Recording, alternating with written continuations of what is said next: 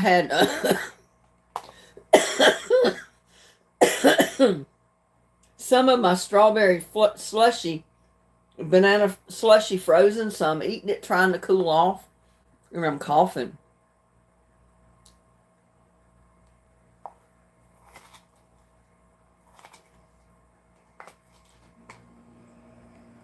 I was trying to eat it right quick. I thought I'd have it eaten by the time it turned 3 o'clock, but I was wrong.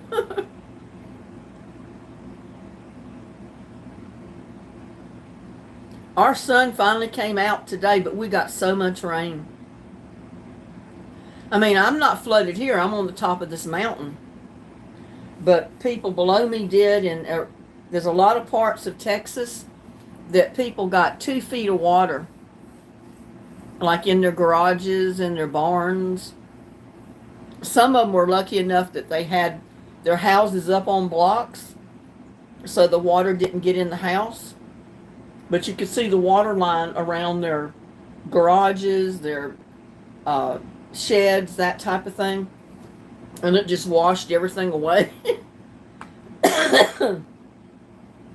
And some of them down around Liberty, Texas, you look out, stand in their yard, and a lot of the water's gone in the yard, but it's muddy. But you look out a ways from their house, and it looks like a big lake. So the water's not gone yet. It's just kind of left the higher ground where the house is sitting.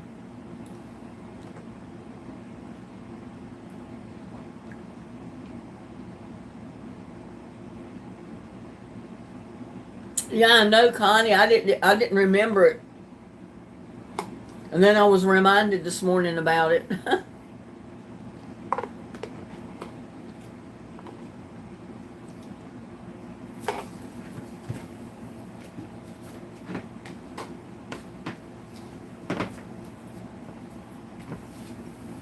Whew, that stuff will freeze you. But that was the idea. I was getting hot. I did a cooking video this morning. And I got so hot because I couldn't have the AC or the exhaust fan on. I just couldn't wait to be able to turn all that on. It got so hot in here.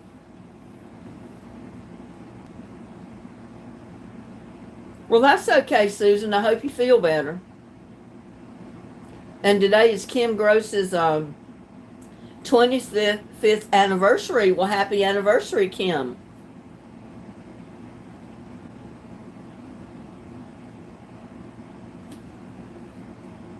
We got Randy in the house, Gladys, Connie, Susan, Kim, Barb Hanley. Got a pretty good crowd in here so far, all of a sudden. Well, it never did really get any worse here last night than what you saw in that video. It rained a little bit harder, but we never get any wind or anything like that, so we're okay. And little buddy did come in the house. He didn't like the thunder and lightning, so I let him come in the house. He kind of slept on the couch. He went out early this morning, about daylight, when there was no more rain or anything out there.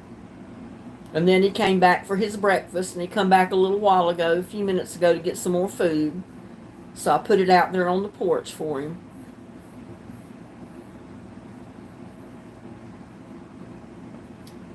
Yeah, I was watching videos this morning, just before I started my cooking video, on parts of Texas that did get flooded. And oh my God, they had everything in their yard was 2 feet underwater.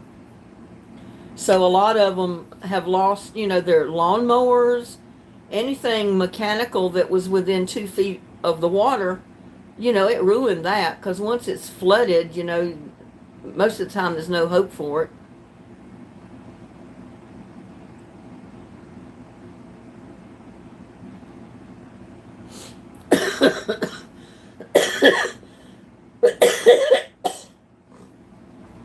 I didn't look on the map to see how far Liberty County was from me. I'm in Hood County. But I know Liberty is not the only place that got flooded. Usually Fort Worth, Dallas, all up around that area. When we get a lot of rains like we've gotten for the last week, they usually flood too.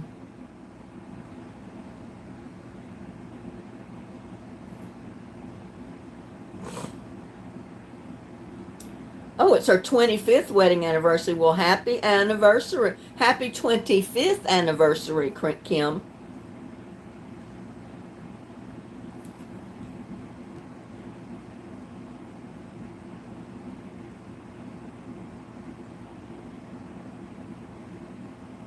Hood is your maiden name, Kim? Well, I'm in Hood County, Texas. That's north central, so no matter where Liberty County is, it's somewhere around me because we're center.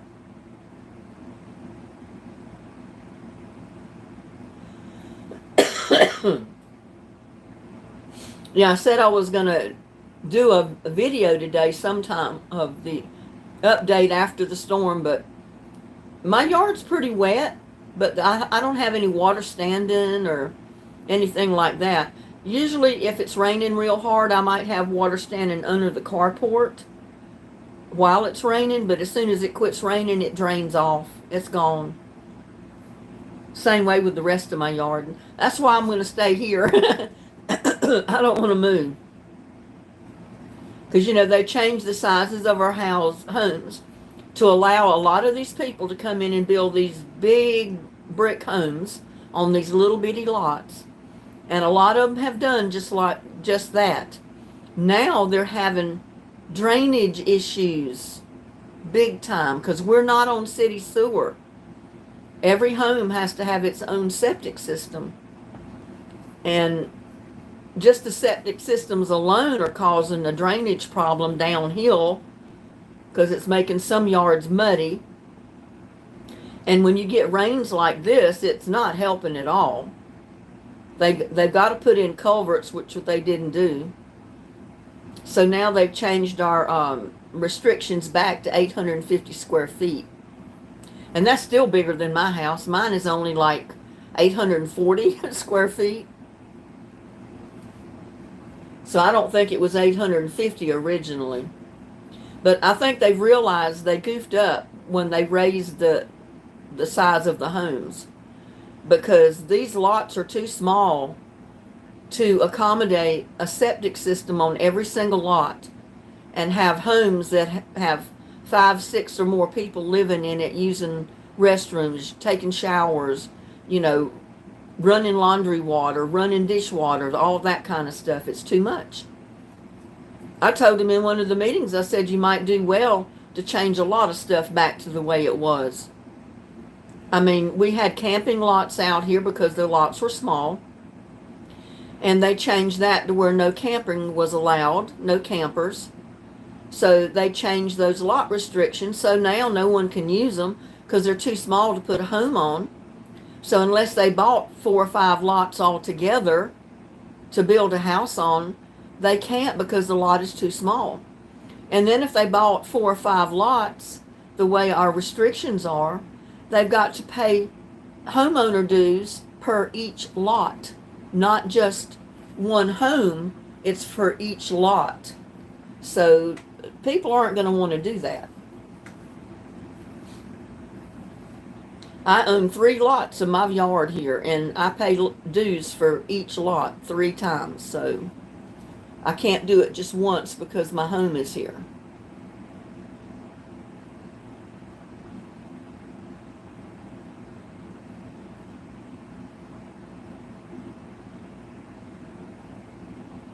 Oh, and I got the message that they did send out a notice of,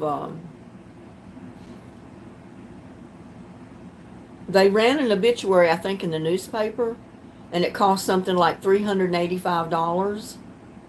So they were not going to run another notice of his funeral or anything, but it was supposed to be Wednesday at 4 p.m.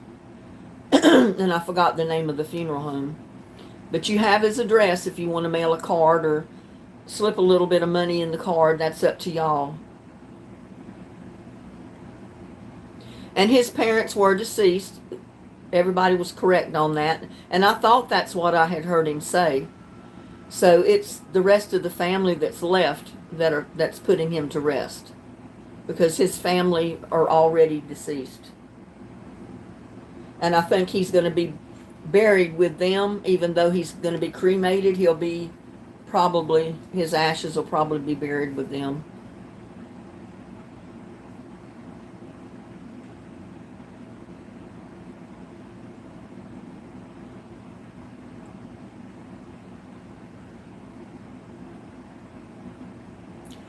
Gladys says, Linda need what on the chat?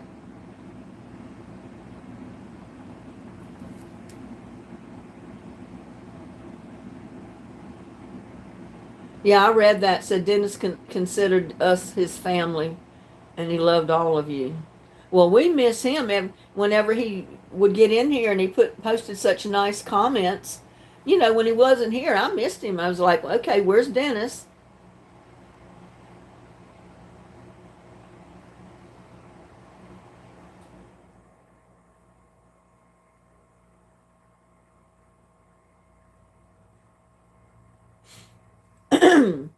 Oh, is it his niece Stephanie that's been posting for him?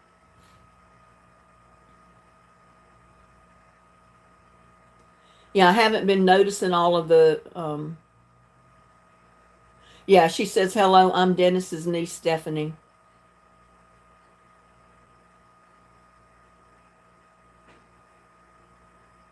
Well, I'm glad you gave us all the information, Stephanie, because we were wondering where he was. I mean, we get to know some people in our chats, and when they don't show up, we miss them. Oh, wow. He really suffered at the last. He went from 190 pounds to 140. I'm so sorry. I wish that had not happened. You know, it'd be so nice if we could change things, but we can't.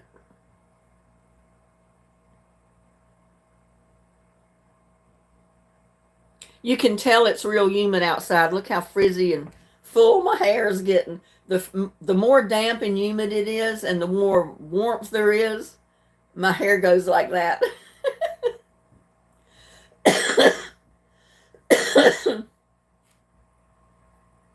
And in North Carolina is where it really does it bad, and that's what I'm used to.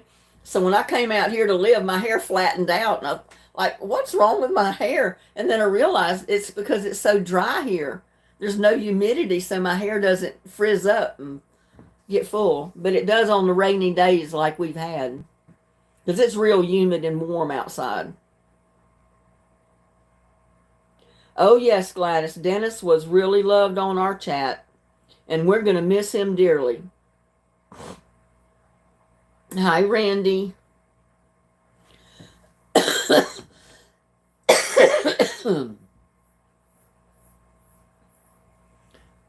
I don't think we've got any chance of any more rain today. I don't think tomorrow we may have about 24 to 28% chance, but usually if it's that small amount, we don't get any.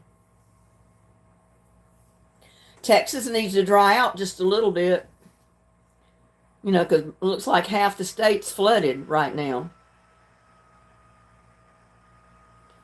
I got my card ready, but now you said something that reminded me I wanted to put a little money in it. Shoot.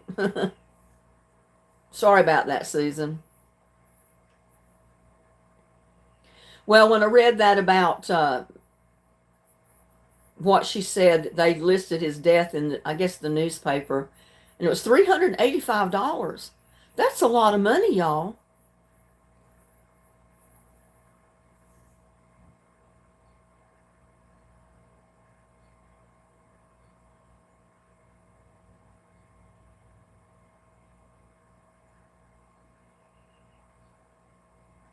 So you're having it this coming Wednesday, not.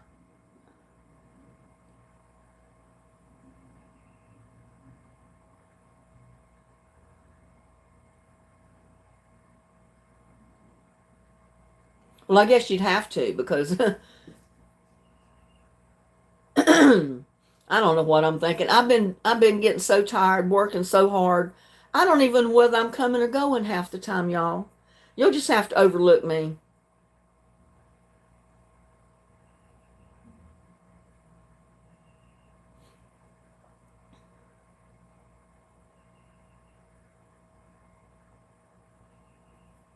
So everybody will have to remember Dennis in prayer Wednesday, because that's when his service will be. We can't be there, but we can be there in spirit.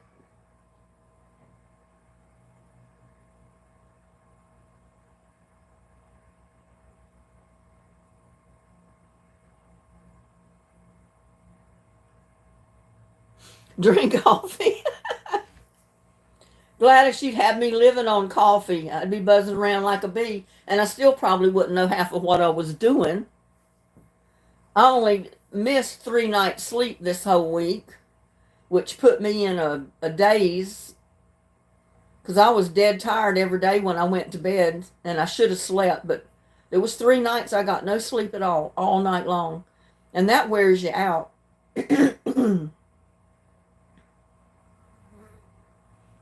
Okay, see, she said they're saving money to get Dennis a headstone. So, I'm not telling you have to send money, but it'd be nice if you could, maybe just spare a couple of dollars. A couple of dollars here and there, adds up, and it can help out a little bit. I don't know how much a headstone costs. I know they're pretty pricey. My mom paid for all of her stuff before she ever died, and I know it was like $8,000-9,000 for everything. And she didn't get the outrageous expensive funeral either. Yeah, and you've been working all the time too, so you know exactly what I'm talking about. You don't get sleep and you're working all the time. You don't know if you're coming or going half the time. And I mean, and if you don't have a couple of dollars to send, just send a card. Just send a card, a condolence card.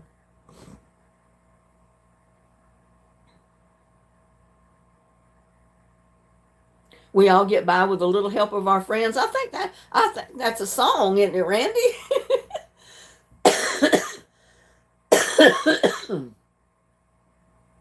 Strawberry seeds or something that was in that shake, that smoothie. It's got me coughing.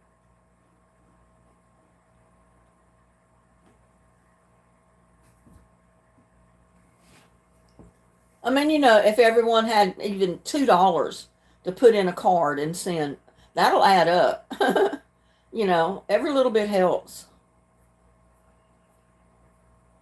And I don't know what their situation was. I don't know what his situation was money wise, but it sounds like they could use a little bit of support.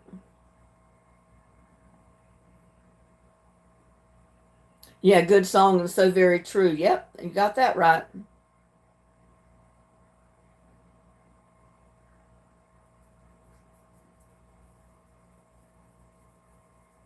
Every time it would start pouring down rain, I think of Randy because she told me she planted all of her stuff real early, and she no sooner got her stuff planted than they got a big rain up there where she's at, flooded her yard, and she said, I know most of my seeds have washed down into my neighbors' yards. I was thinking she'll have to talk to her neighbors, and if they have plants all of a sudden come up and start producing tomatoes and cucumbers and cantaloupe and all that kind of stuff, peppers maybe, ask her neighbors if she can go harvest some of her garden.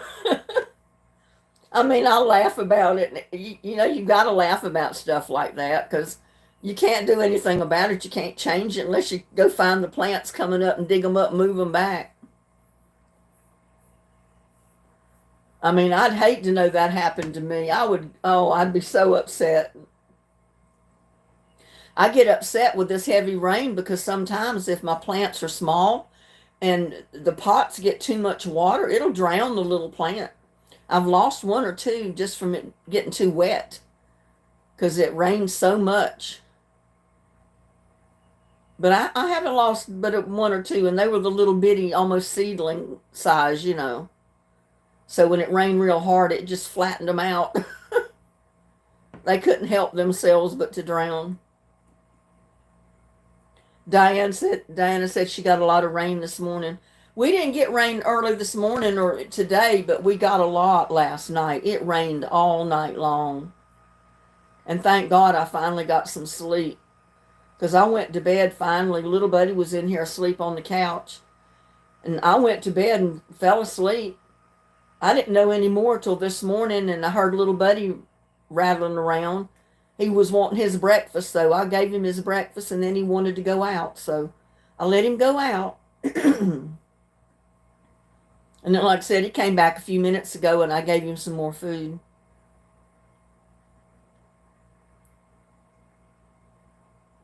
I'm surprised you remembered. I'm surprised I remembered too, Randy, the way my mind has been.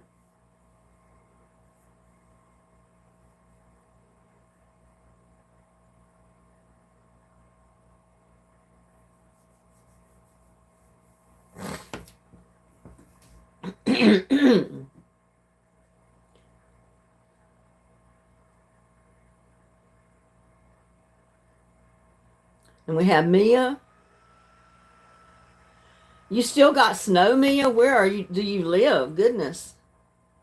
Can't wait till the snow is gone so I can start getting some flowers outdoors. Oh my goodness, I can't imagine snow right now. We've been having summer like weather for 2 months now. I mean, it starts getting warm in February here.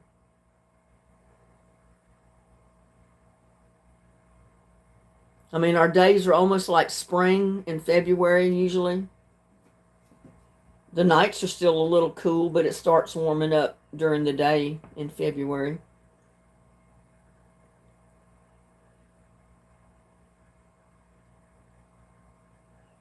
Little buddy, no, he didn't want. No, he didn't like that thunder and lightning. I opened the door to feed him pretty late last night, and he kind of stood there like, I want my food outside, like he's been doing. And then it thundered and lightning one time, and he turned his head and he thought about it. He came in the house. It's like, I don't want no part of no thunder and lightning and rain. So he come in the house and ate a little bit of food and then crawled up on the couch with me and went to sleep. And his neck is looking real good. It's almost healed up, really. If he doesn't scratch it open again, you know. But it looks like it's healing up pretty good. I am up in north of Sweden. Oh my goodness. That's a long ways away from Texas. And I guess you do have snow up there. Nebraska's having snow the other day. All the severe weather was happening in Texas. Well, I haven't seen small tomatoes yet, but I've got several of my plants that are just loaded with blooms. Just loaded down with blooms. The ones that I planted under the canopy over here. I think they're beefsteak tomatoes and hillbilly tomatoes, and can't remember the other name. And those the slice of tomato that I put under the dirt, those plants that came up, they're growing like crazy. And my pepper seeds that I planted, that one of my viewers said, I know they're not coming up. Guess what? They're coming up. I do it every year, and I couldn't find a banana pepper seed. The I don't like the hot ones, because what I like the banana peppers are for is to put in a salad, or I like to cook them, stuff them, and make stuffed peppers. Like you do the jalapenos with cream cheese and wrap them in bacon. But I do the banana peppers that way because they're not hot. And I don't mind eating them then. Those jalapenos are too hot for me to bite into like that. But yeah, I couldn't find, I had used up all my banana pepper seed last year. And I couldn't get my banana peppers to do anything. I had one plant that survived. And it only put out 1 or 2 peppers. So this year I was going to buy some more seed, couldn't find any. And I said, well, I don't even know why I'm wasting my time looking for the seed. I can just go to the store and buy me 2 or 3 banana peppers, sweet banana peppers, and get the seed out of them. So that's what I'm going to do.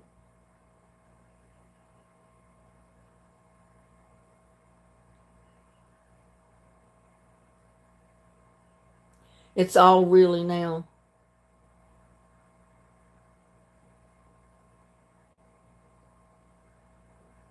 Yeah, I fried green tomatoes, what was it, last year or year before? I had never fried green tomatoes before, and I've always heard so much praise about green tomatoes, how good they are, you know? And I had a bunch of green peppers, not green peppers, but green tomatoes on my bushes, and it was supposed to freeze that night. And I knew if it froze those tomatoes, they wouldn't be fit for anything. So I picked every one of those green tomatoes, and the next day I fried some green tomatoes. So that was my first fried green tomatoes that I've ever eaten. And they were pretty good. And I took the rest of them and chopped them up and put them in chow chow. Because you know, you can put your green tomatoes in chow chow. That's what it's made out of. Green tomatoes and peppers and stuff like that. It's not hot.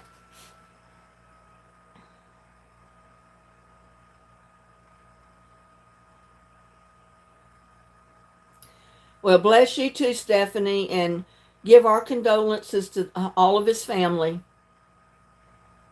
Sorry we can't be there, but we'll be there in spirit Wednesday when you have his service.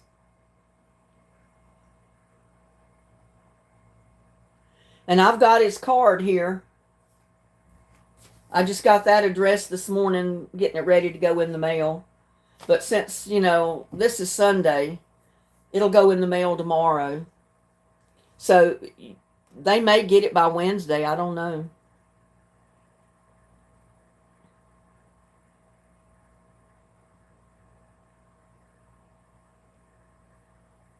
Yeah, it's so expensive to do anything like that nowadays. I mean, oh my God. People can't afford to live, and you certainly can't afford to die either. Look how much it costs.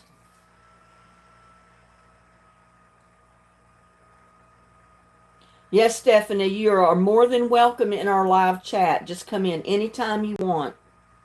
We would love to have you.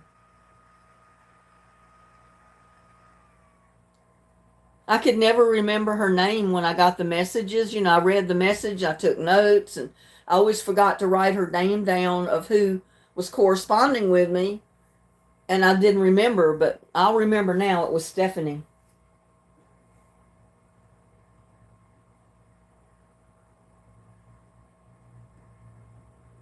You know, I'm the worst on that. Y'all know that by now.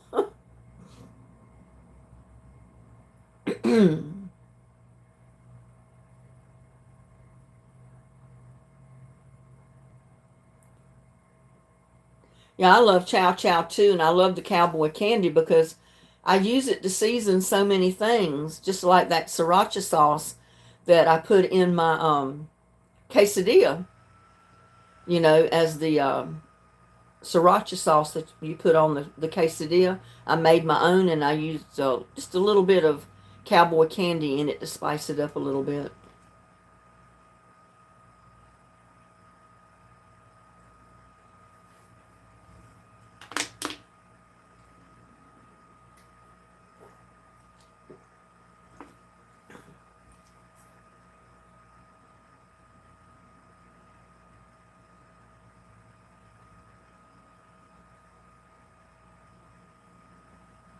Oh, yeah, she's in our prayers, that's for sure. Dennis is in our prayers. The rest, all of his family's in our prayers.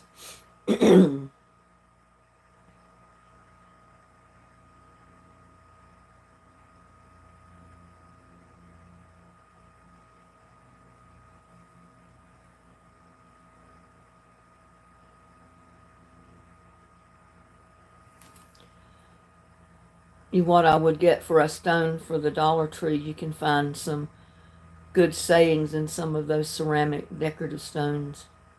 Yeah, I know. And you can look online for sayings that go on gravestones and find some really good stuff that you might want to put on there.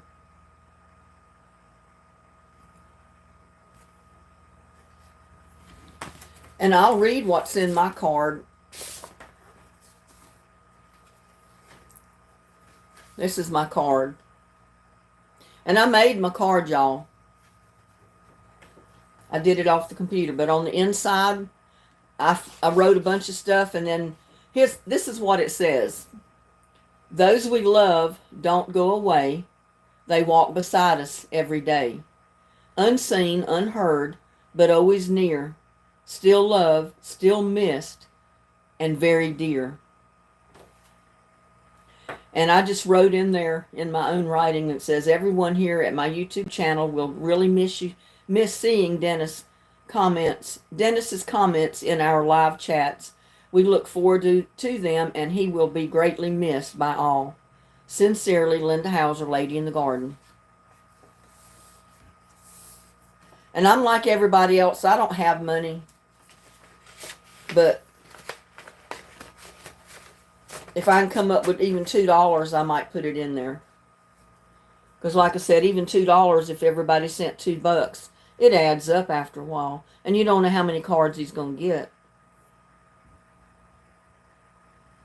And like I said, if you don't even have $2, don't worry about it. Just send a card. Just let them know that we cared about Dennis.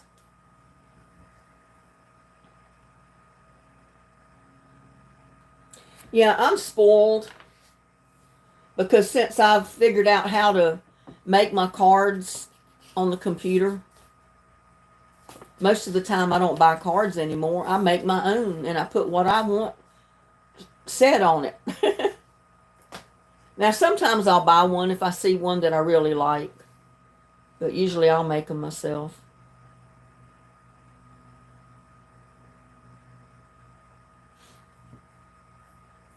I mean, ink for your printer is not cheap, so you don't want to go through many trials and errors getting it printed. But it is convenient to be able to print your own. Well, thank you, everybody. I thought it was kind of nice.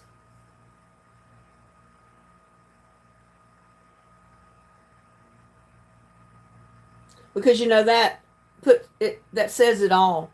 Just because someone dies and they're buried, they're gone, they're still with us. We still have them in our mind, our heart, our thoughts.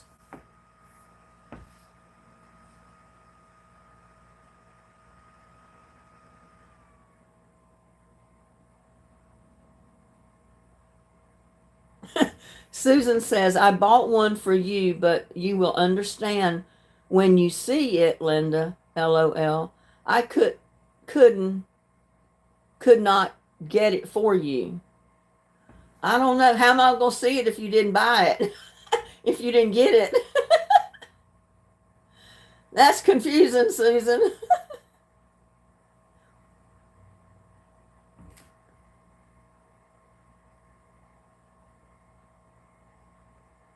Oh, you sent one yesterday. Okay. I don't know. I hadn't thought about it. Y'all want me to go live on Tuesday on my birthday? I mean, we can. We can celebrate May birthdays Tuesday.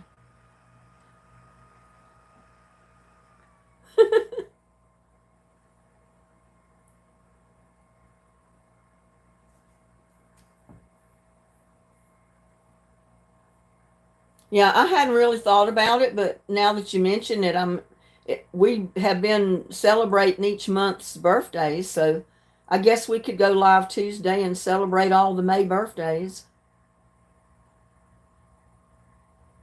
Oh, unless you got a hot date or something. I don't have a hot date that I know of. I don't know. I know my brother's is May 29th. My son's is May 29th. My older brother, is the 27th. Mine is the 7th. And I can't think of anybody else that I know that has a birthday in May. And nobody has let me know within chat that their birthday's in May, so I don't know.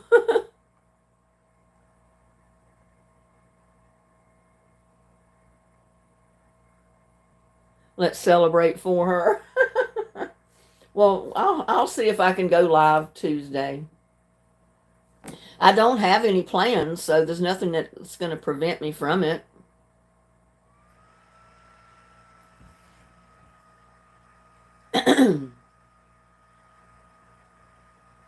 It's just a reminder to let me know I'm another year older. which the numbers is starting to get way up there, and I don't like it. Oh, your son is the 18th of this month? Okay. Is that Ty or the other one? Oh, Ty. I see now. You said Ty. Well, we'll celebrate Ty's birthday the 18th. Let me write it down.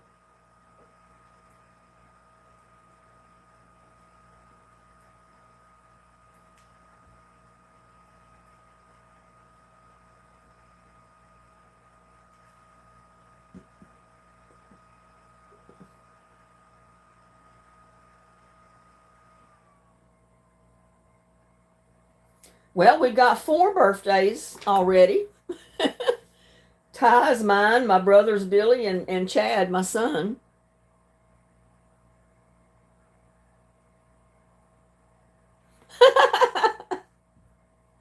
I don't think that's going to happen, Connie.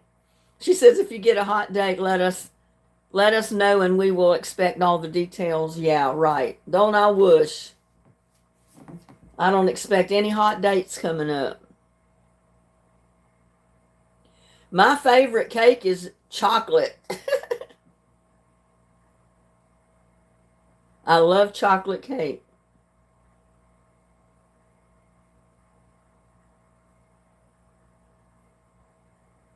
And what is that other one with the coconut all over it? I can't think of the name of it offhand. My mind is dead. German chocolate. I love the German chocolate cake. Just plain chocolate cake or German chocolate. I love either one. Yeah, German chocolate.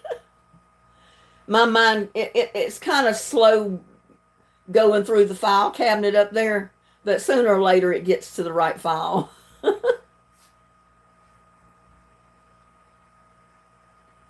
I don't think I'm going to cook one, though. I don't need a whole cake sitting here in this house. No way. And most of the stuff just about everything I made this morning in that video is in the freezer. I found little nooks and crannies to squeeze it in.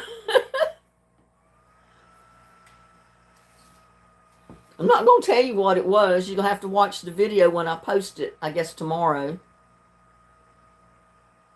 What about ice cream? Well, I may get some ice cream for Tuesday. I don't know. I don't have nowhere to put it, so I'll have to get a real small container that I can eat up right away. Or it's going to melt. Get yourself a G-string man. You will wake up for sure.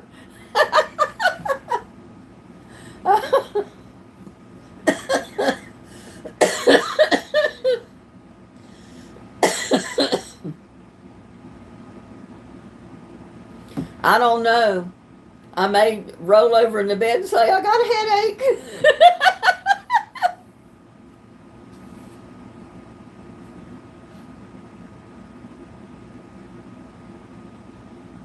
You know how the men are sometimes when they're in the mood and the wives aren't, and the wives always say, not tonight, I got a headache.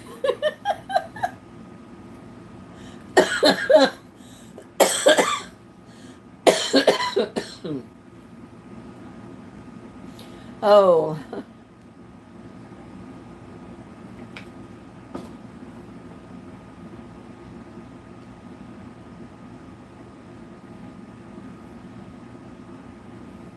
I love chocolate ice cream. I love Rocky Road. I love any ice cream. Plain old chocolate's my best, my favorite though.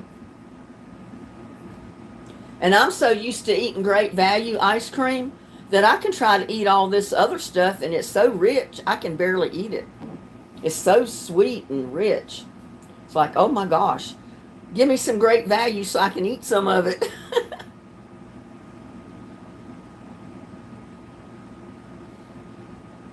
But when you put it side by side and you take a scoop of Great Value ice cream and then you go over here and get some of that rich ice cream that they sell that's so expensive, you can tell a big difference. And Great Value is almost like diet ice cream compared to that. But that's what I got used to eating. I grew up eating that kind of ice cream that was not sweet like that. Okay, Randy, will you go to bed? I imagine you work tonight, don't you? You got to get you some sleep.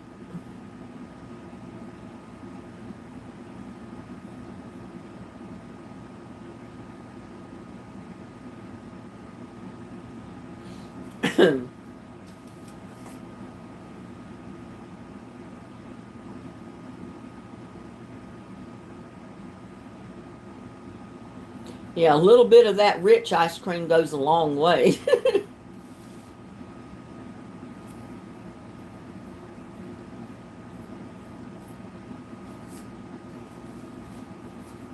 It used to tickle me. I'd get me a big old bowl full of chocolate ice cream with that Great Value ice cream to eat, and my son would come walking by the kitchen and see how much I had in my bowl.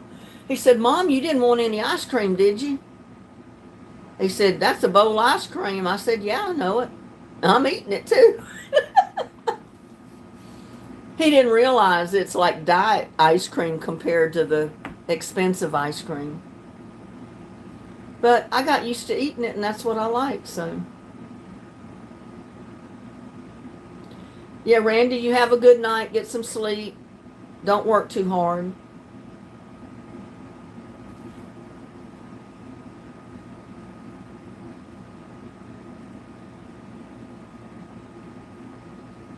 Susan may love my video that I'm going to post. I think I'll post it tomorrow morning. I don't have it uploaded yet. It's still uploading.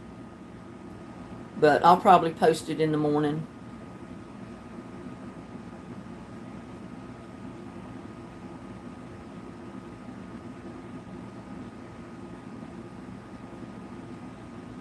Yep. Nighters, I am the same way. Rich ice cream or one or two bites. Yep, and that's it. You're done in.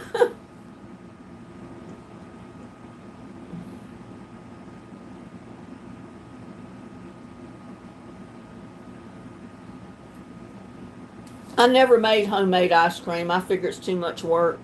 But you know, years ago, that was the big thing. Everybody was buying ice cream makers at Walmart and places and making a big deal of making your own ice cream. So I bought my dad one.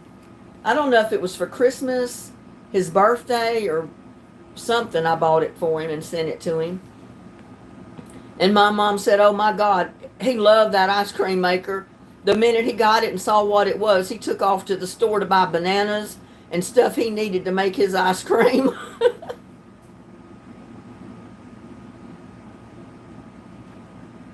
Oh no, Susan. Not bad weather up your way.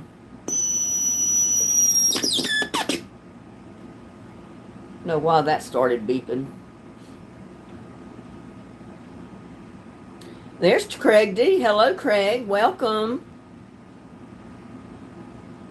He's in Northeast Georgia.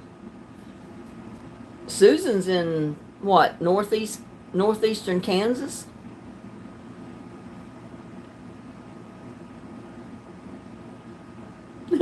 Gladys says, "I'm hungry. Somebody feed me." Well, I had plenty of things to feed you that I just put in the freezer. I'd send you some if I could.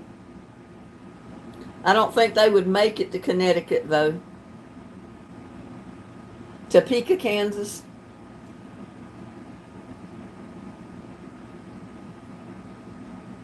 Yeah, this is our bad season. You know, this is like last month and this month. This is our rainy time, tornado time, storm time. And then all of a sudden when it stops, it stops. It gets bone dry, no rain, ground is cracking, everything's dying outside from the heat and no water. So the reason I say we get the rain all at one time, that's why we have flooding. If it would space itself out, you know, through the weeks and months, we'd be better off. But, you know, that's nature for you. Nature's not fair by no means.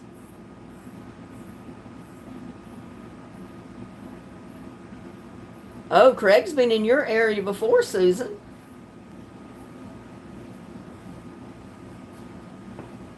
I've got on this little short dress and my legs are sticking to my chair.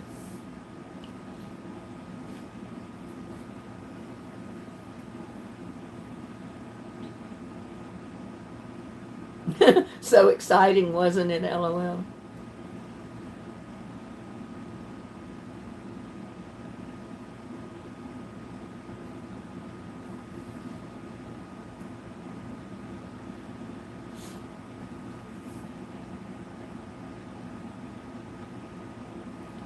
Linda is usually the same here. We haven't had much severe here. Yeah, it's not gotten too bad here in Granbury. We just got lots of rain, which I'm not complaining about the rain, but it'd be nice if it would just space itself out a little bit. And there's Alfonso. Hello, Alfonso. How are you doing today? Melissa. Okay, let's see.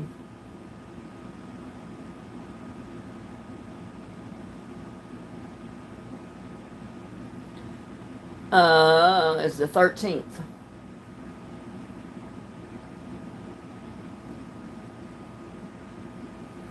Okay, I got that down. So we got 1, 2, 3, 4, 5 birthdays already now. And I'll get those up on the thumbnail for Tuesday.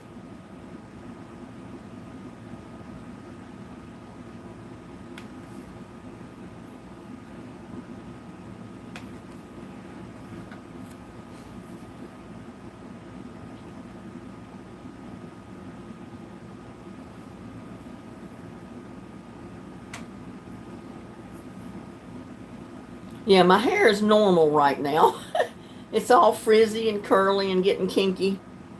And the more humid it gets, the hotter it gets, the more curly and kinky and frizzy it gets. So this is nothing. This is just the start of it.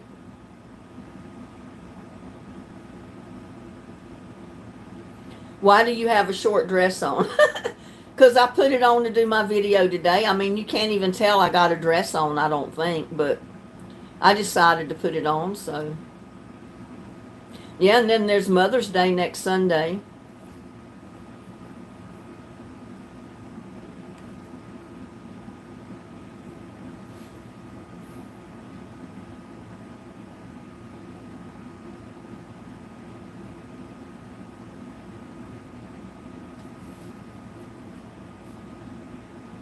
And there's Big Joe. Hello, beautiful. I'm new to your channel. I just started to say I don't think I've seen your name before, but hello and welcome.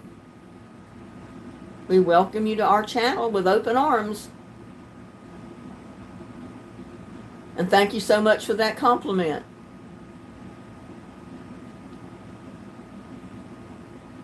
Susan says I need to be adopted by someone because I'm an orphan now. Well, I used to joke about it, and I say, I know I'm older, I'm an adult, but my parents are gone. I need to be adopted by some rich couple. Somebody that can afford me.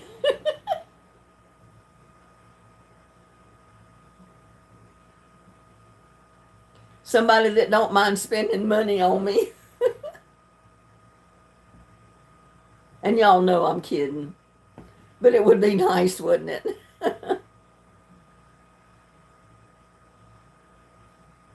I heard that you love big bear hugs. Where'd you hear that from?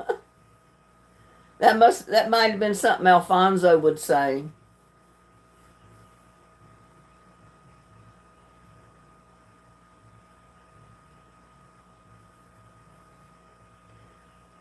Last night I wanted her parents to, because they are both such great cooks and would love to be with her all the time. Yeah, it don't hurt to be adopted by some good cooks, does it? At least you know you get some good food.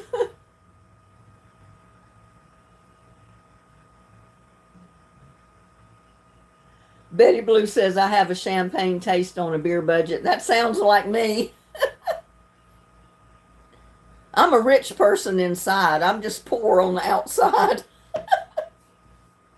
I think rich. I can't afford myself.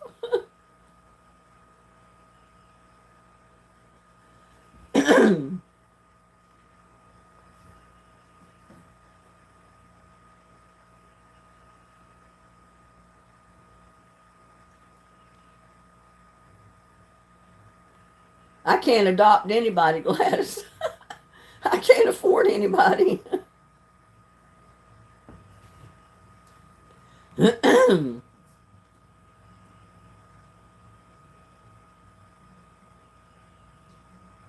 Got 21 people watching. I don't know how many's in chat. And we only got 6 thumbs up, y'all. What's up with that? What's up with only 6 thumbs up?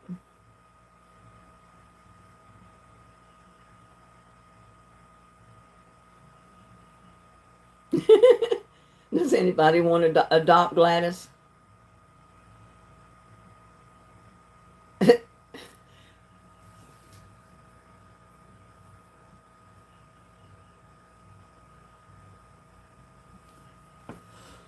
Oh, man.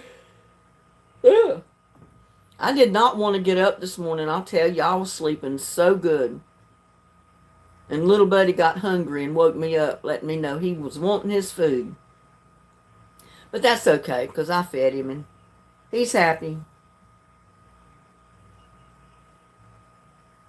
Well, you can still hit the thumbs up.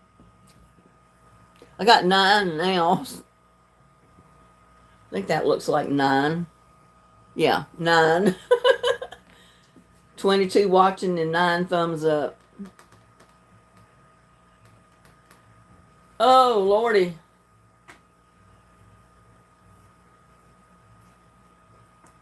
Who be?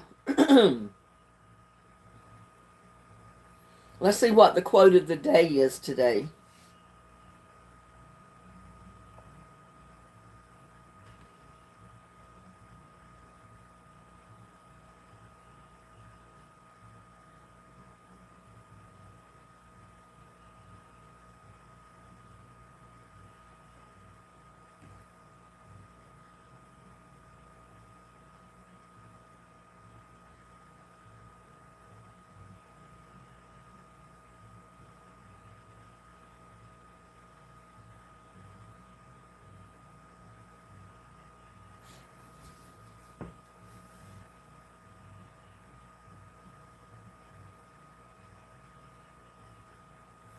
Uh-oh, what's going on? Connie says, Big Joe, you cannot be talking like that. You have 5 minutes to evaluate yourself.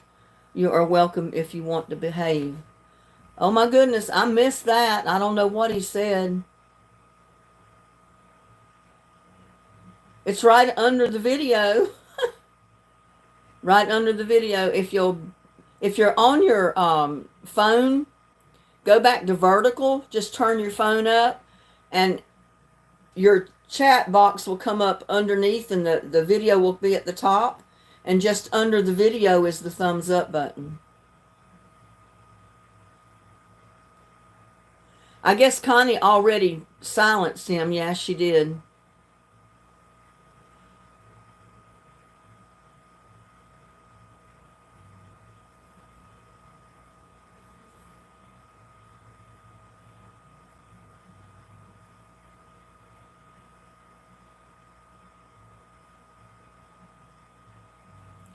All I know is what I was commenting on when I read Big Joe's comment about that I love big bear hugs is that Alfonso said once in a while that he'd love to give me a big bear hug. So I was thinking maybe that's what he was talking about.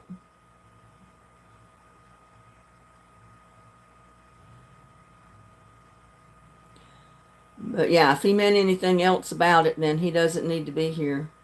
But that's what I thought when I read it.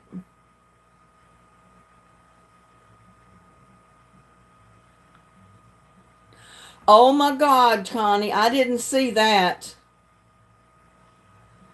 Just block him. Don't put him in timeout. Just block him. I didn't see that comment.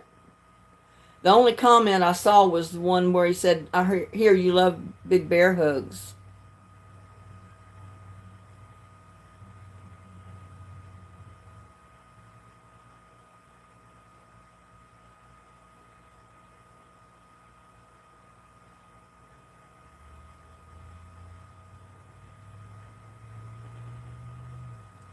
There. I just hit him from the channel, so I don't think if he tries to come back in, his post is going to be seen. If you didn't already do it, Connie. Well, yeah, I didn't read all that. I didn't see it. I'm glad you saw it.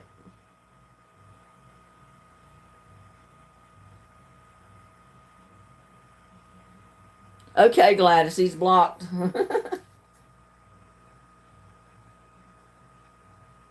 I'm not showing cleavage up here. I don't know what he's talking about. I mean, my neckline is not low. You don't see cleavage up here. My cleavage is not up in my throat.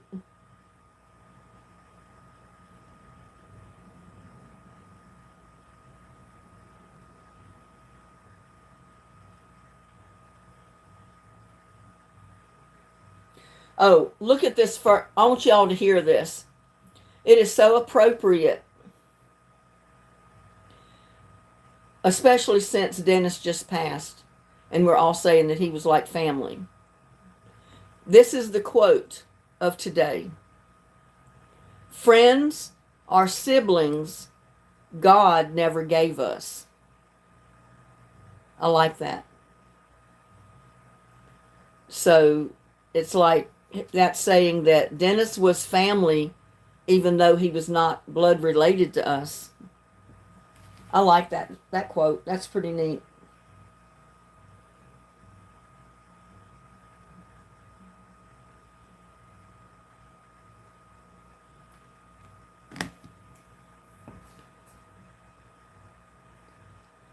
Well, I hope so. Maybe he was watching something else and was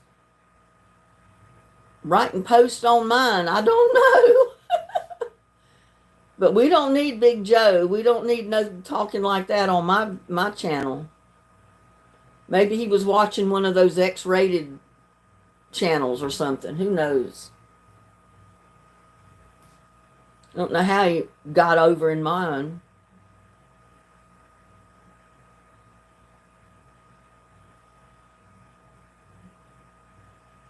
Betty Blue says it's raining where she's at.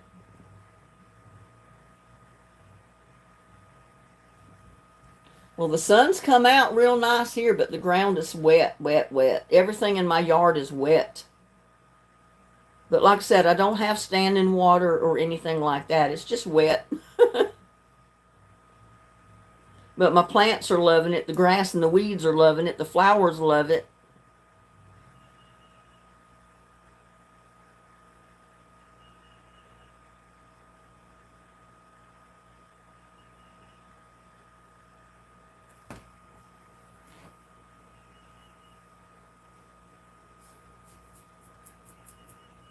I keep thinking I ought to go do a garden tour live while you're on here. I checked on my half brother north of Houston, and they are higher, so also. They're higher, so okay, yeah. Yeah, I don't worry too much, nothing about the flooding because I'm the highest point in this whole county. I mean, if it floods, it's not going to flood here. Everybody else will have to be completely underwater for it to even think about flooding up here. That's why it stays so dry up here all the time.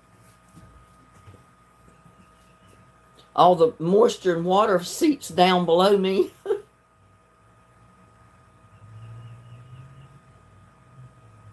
AS Blind Maid Production. That's Alfonso. Does anyone still have a record player? Or I'm the last oldest? No, I've still got one, believe it or not. I've got one of the old-timey stereo units. It's a big cabinet with the pull-up top. And it has an AM/FM radio in it. It has an 8-track tape player in it. And it has a turntable record player in it. And it all works. I was always afraid to put any of my old tapes in it because I was afraid it would just shred them. They were so dried out. So, but I know that the cassette player works. Yep. It has a 8-track cassette tape player. Or not cassette, but a 8-track player, if you know what I'm talking about. Because I think they came out with the cassettes, the little ones. And then the big 8 tracks were pretty good size tapes. Just bought a new record player. Well, my son's ex-wife's dad, he has a big collection of records. And he said he guessed he'd never be able to play his records anymore because you can't get record players anymore. I said, oh, yes, you can. I said, you can order them online every day. I said, they may not have them all stocked in the stores, but I said, you can order a record player online in a lot of places. So his eyes perked up and like, okay, I'm going to do that. Because I guess his record player was, getting kind of wore out or something, and he was worried, if it quit playing completely, he wouldn't be able to play his records, his collection. So I'm sure by now he's already got a new record player and he's had it for quite a while.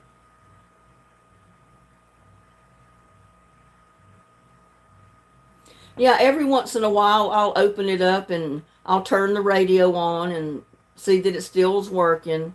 And I'll put a record or a 45 album up on the turntable and play it. But I've only got the one needle that's in the player. And they told me, because it was bought at Sears, that any of the Sears record player needles would fit it. But I don't even know if you can buy, well, I'm sure you can buy needles somewhere. Because they're coming back out with the record players, so you can buy them somewhere. I don't know where.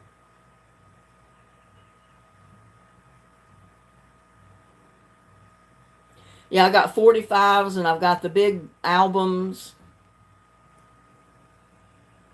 But I played one of the Chipmunks. It was a Christmas album for my granddaughter when she was little. She loved it. And she'd never seen a record player like that before in a big cabinet. She turned and looked at her dad and she said, I want one of them, Dad. I want one of them.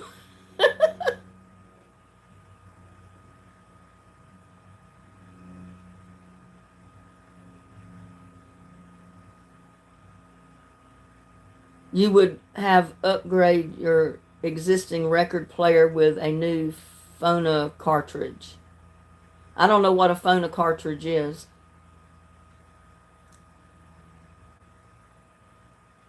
Yeah, they usually give you several with a new player, and I'm sure I had a couple of them with that when I bought it. But that record player is actually a few months older than my son. He was born in May. I bought the record player in December. That was my Christmas present to me.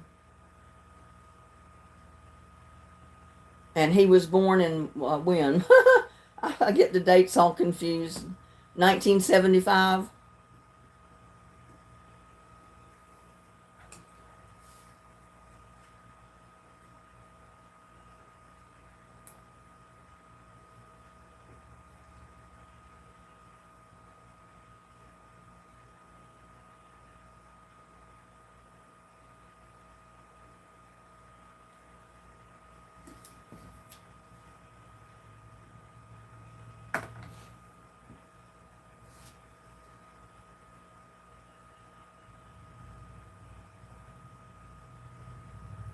Yeah, because he was just a couple of years old when we moved to Texas.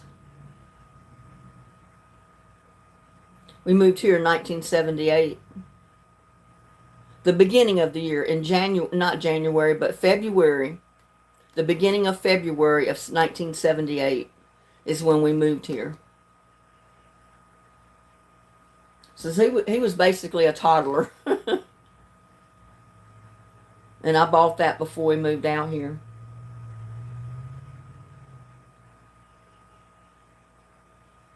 So it's what, at least 39, 40 years old, so.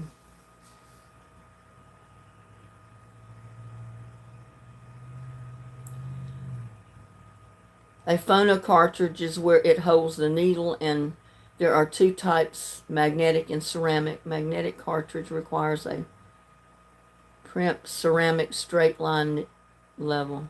Huh. Seemed like I have heard about some of that stuff, but I didn't pay attention to it because I guess I wasn't really interested in it.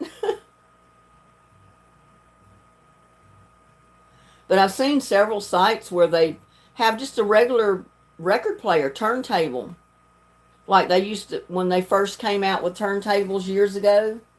It was just in like a case, a little box, that you could open up, and there was your record player inside. I mean, I don't know what kind of needles it took for it, but I'm assuming it was just a regular record player needle.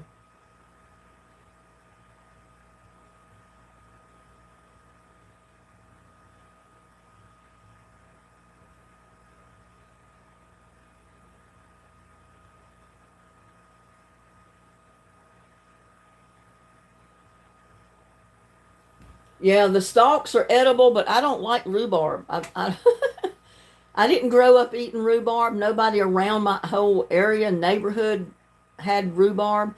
And that was farm country, y'all. And to this day, the way everybody just swears by rhubarb, I can't imagine why none of my family or friends back home ever grew it.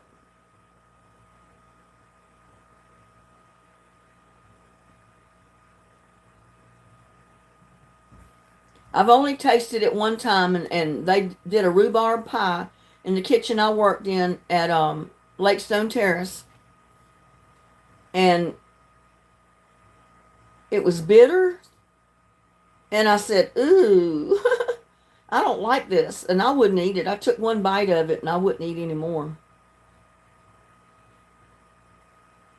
They have a ceramic cartridge.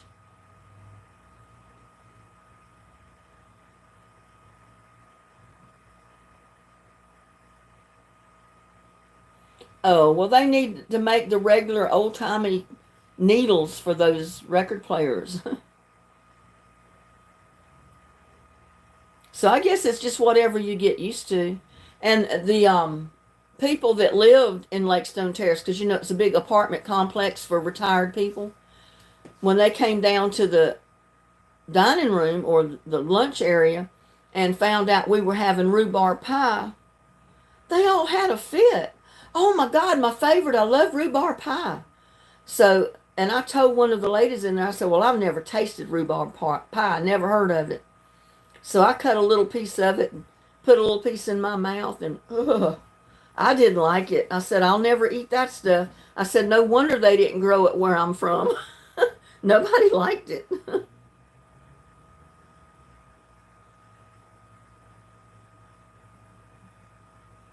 Or either it was the way it was made. I don't know, but I did not like rhubarb pie. And I didn't know what the big fuss was over it. And Betty Blue says, I love it. See, it's just kind of what you get used to eating and what you grew up eating, and I guess that kind of stuff. The area of the country you're from. Back where I'm from, it was apple pie, coconut pie, lemon meringue pie, peach pie, chocolate pie. No rhubarb.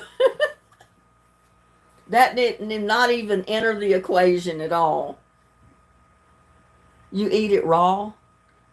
I've never thought about tasting it raw. It's not a bad looking plant to see it growing, but yeah, cherry pie, pecan pie. Cherry pie, pecan pie, lemon pie, peach pie, apple pie. All of those were pumpkin pie, sweet potato pie. There was a lot of pies growing up, but there was no rhubarb.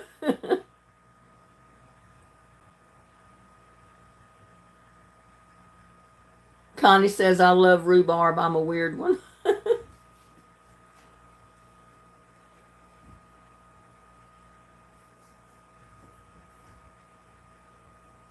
Good for sauces, too. I'll have to look up some recipes on rhubarb and see what I can find. I've just never read any, never thought to look any up. Linda, it's Stephanie again, Dennis Kipper journal. I wanted to share this with you that he wrote. It was friends may come and friends may go, but a true friendship lasts forever. Yes, that's true. I've always told my kids growing up, I said, True friends are hard to come by. Not everybody you meet and socialize with is your friend. Just because they pal around with you and do stuff with you, that doesn't mean they're your friend, not true friend. There's a big difference. They're acquaintances. A true friend is one that's there when no one else is.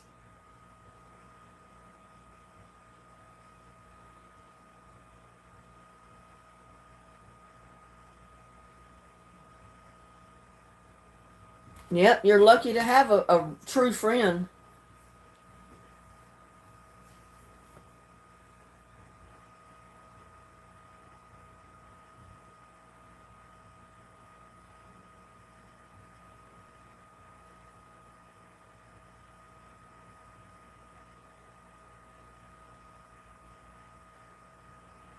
I don't know if the internet would cooperate if I went outside to try to do a garden tour live. I'm not sure about that. Just know that a true friend will sometimes chew your butt out if you do something wrong or dangerous. A friend recently chewed my butt out for crossing the street without looking. Well, yeah, that's a friend. If it wasn't your friend, he wouldn't have cared, right?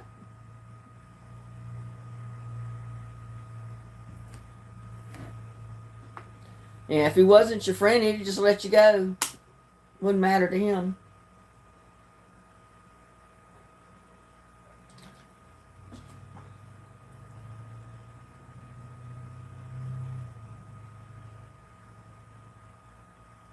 Yep, Connie is your true friend, Gladys. That's why she kept fussing with you to go to the doctor. And you had that infection that you're taking antibiotics for today. You were being stubborn and not wanting to go get checked out. You could have ended up in the hospital real bad off.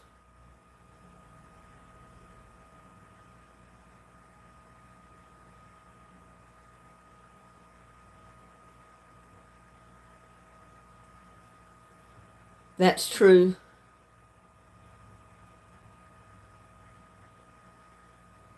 That they,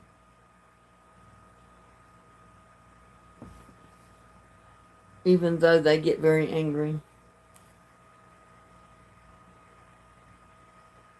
Well, just like a parent, if you care about your child, if they're doing something wrong and you know they're going to get hurt, you chew them out and you get angry with them. But it's because you love them, not because you hate them.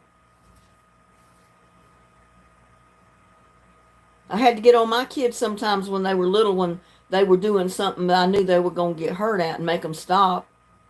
And yeah, I'd acted angry with them because I didn't want them to get hurt.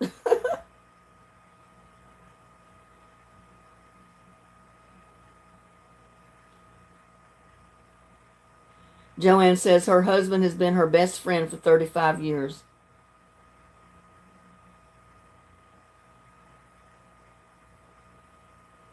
Well, yeah, that's a good deal when your best friend is your husband. Some people can't say that. They might have a husband, but sometimes they're not their best friend.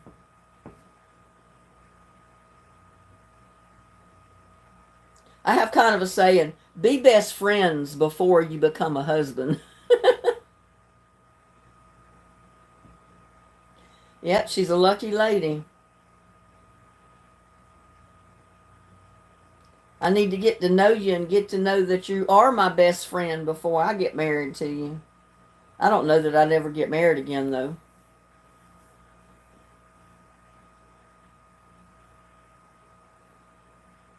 Because when you're a husband and wife, if you don't have your husband or your wife to back you up,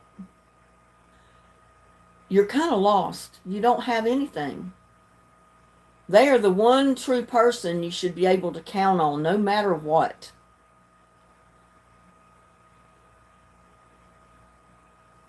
Also wanted to share with you the music selections that Dennis wanted. Number 1 was You Raise Me Up by Josh Gorgan. Number 2, Bridge Over Troubled Waters. Number 3, They Are Maria. Oh.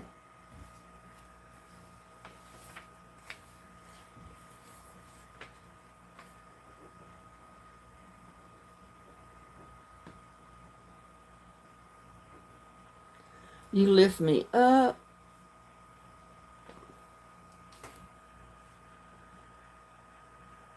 And then you raise me up.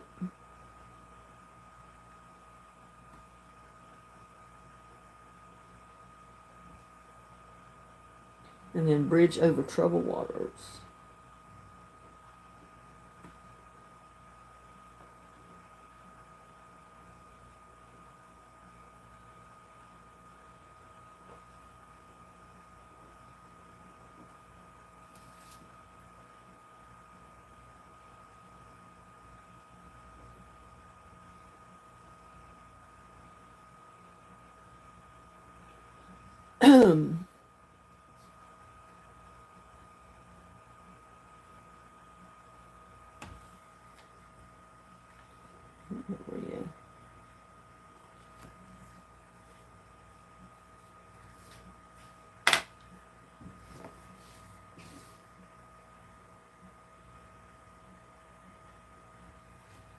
Oh, nose is itching.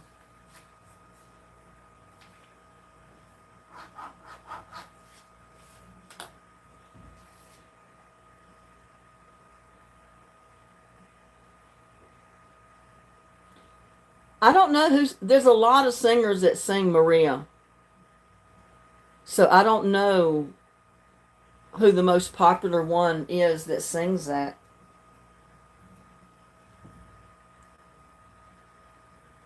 Let me see if I can find out.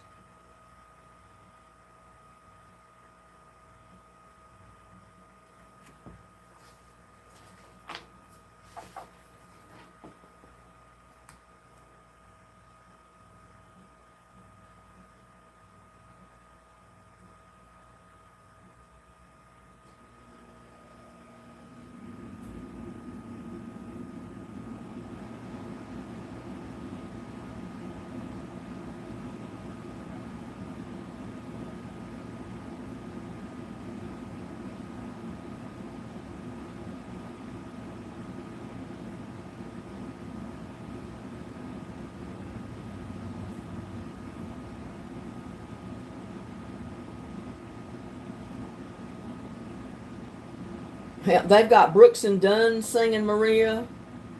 They've got Santana singing it.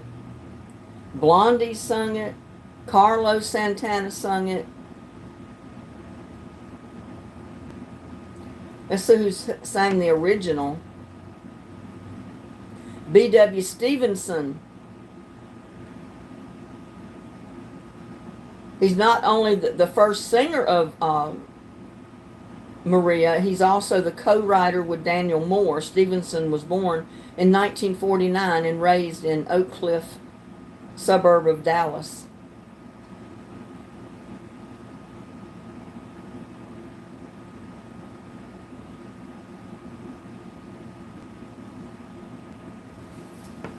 So I mean, there was different artists that have sang that over the years. So I don't know which version of it that Dennis chose for his celebration of life.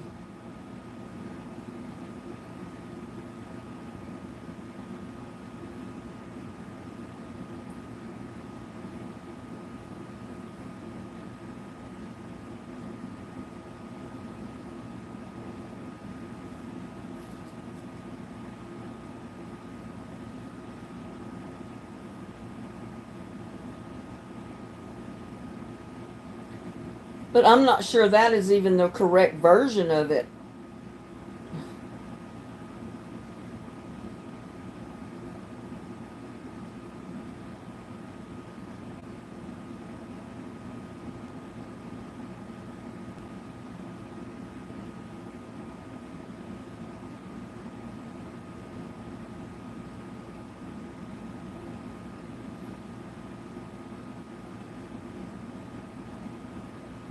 Diana Ross has even sang it. Bono, Barbara Booney sang it. So there's a lot of artists. Andrea Bocelli, if you've ever heard him sing, he's the blind Italian man that sings. He's got a beautiful voice. And his son sings too. And Oh, they're both incredible. Leona Lewis sang it.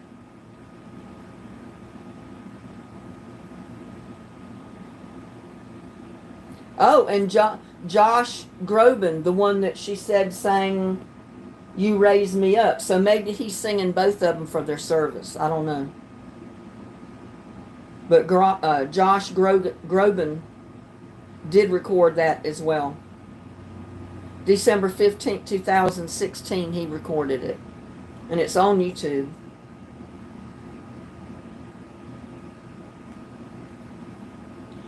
So I'm thinking, yeah, since she put Josh on there, that he's probably singing all of them, both of them.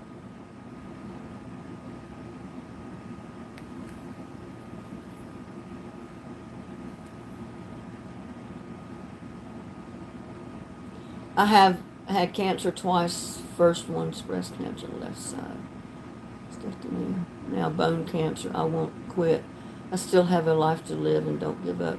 Absolutely, Connie. You still have a life to live yet. Just don't let it get you down.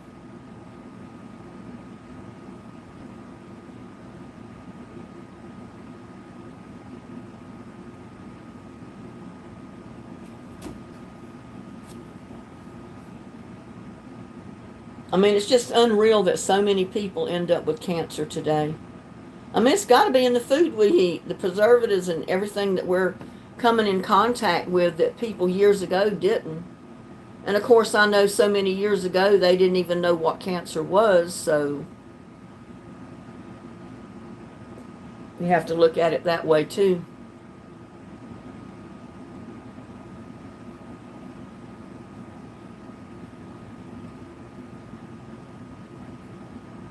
Celine Dion, Ave Maria, yeah.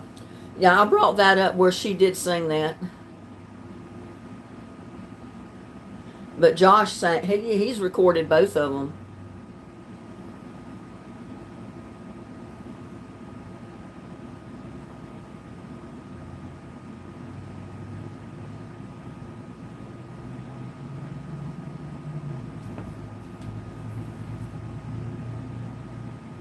I have not even been to my mailbox yet. I've got to go to my mailbox. I don't even know if there's anything in my mailbox or not. I've been so busy I haven't even been to the mailbox yesterday. I could have something important out there, y'all.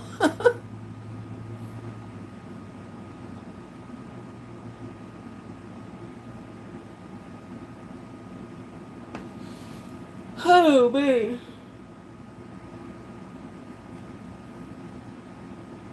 Time of the day that I start getting sleepy.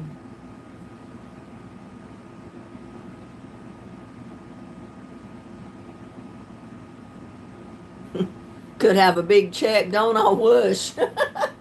I doubt that very seriously.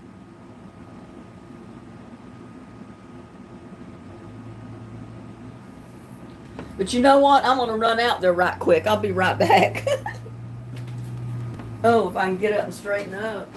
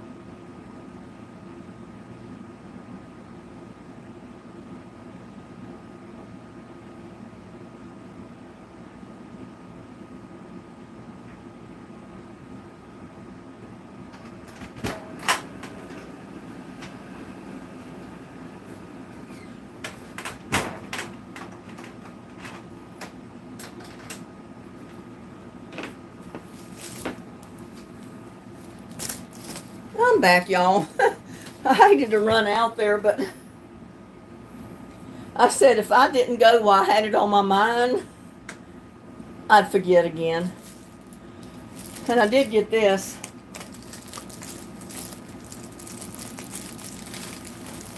I think this was something that I ordered that never came, and it's finally been here. Let me open it and see.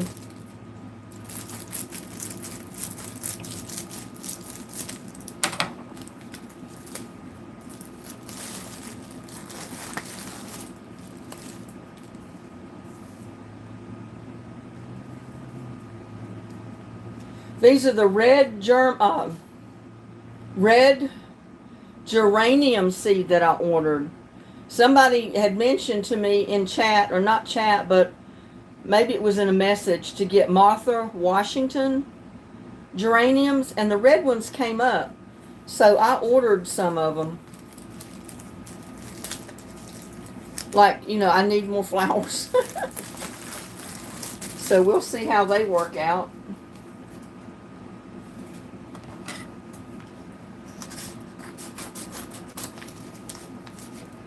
We'll see what this is.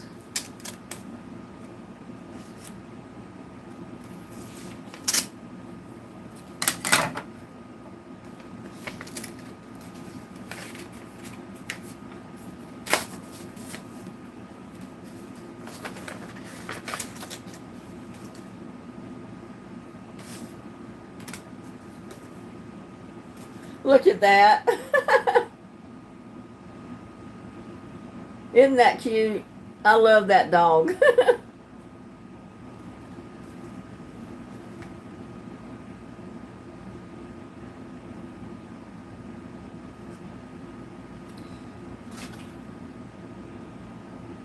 It says, happy birthday, hope your birthday is great. And I will tell you, Randy sent my birthday card.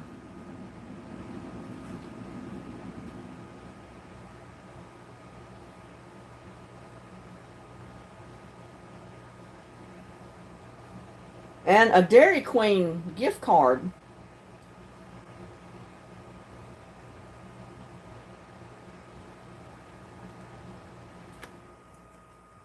So I got me another gift card. I'm going to Dairy Queen to get me some ice cream. Thank you, Randy.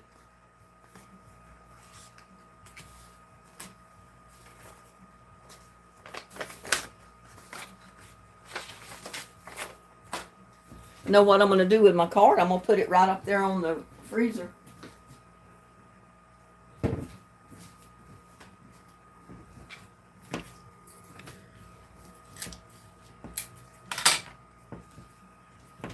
I put my cards up here on the freezer that I've been getting.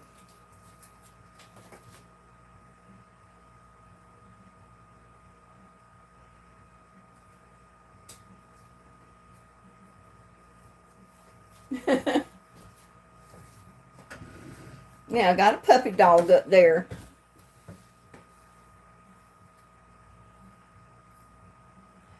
Well, I wished I'd have made it out there to the mailbox before she left chat, so she'd say that I got my card. And I did get my Dairy Queen ice cream card. So thank you very much, Randy.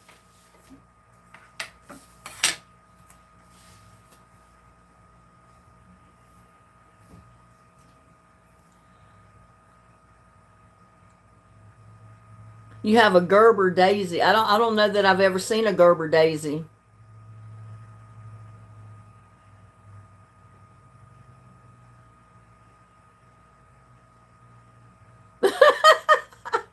You know, I didn't think about that.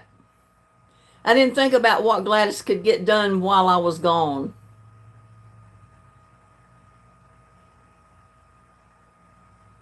Yeah, April's not been in chat today. I don't know where she's at. She's out watching those Italian stallions in their G-strings or in their Speedos on the beach. Thank you, Betty Blue. Everybody wants me to go live Tuesday, which is my birthday. to celebrate all the birthdays for May that we've got so far. So we've got Ty, and that's Gladys's son. His is the 18th. Mine is the 7th, which is Tuesday. My brother's Billy. His is the 27th. My son's is the 29th. And Melissa Franz is May 13th. So if y'all know of anybody else that's birthdays that are in May, let me know and I can put them up on the thumbnail for Tuesday. And there's Spencer Love. Hello, Spencer.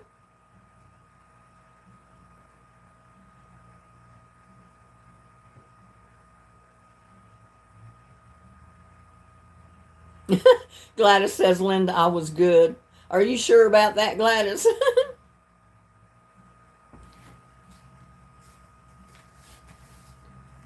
Man, that's 3 different places I've got gift cards to. I've got to go to Burger King. Get to go to Sonic. And now I get to go to where did I say? Dairy Queen. I got to get busy. Use up my gift cards. Go get ice cream and burgers or something.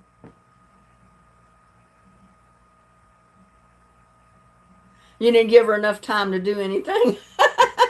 That was the whole idea. My mailbox is not that far away.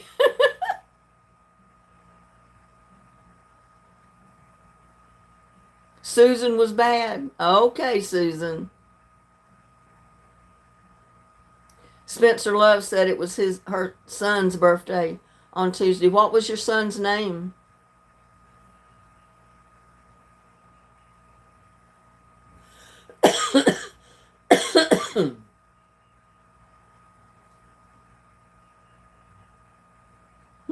Too afraid to get in trouble.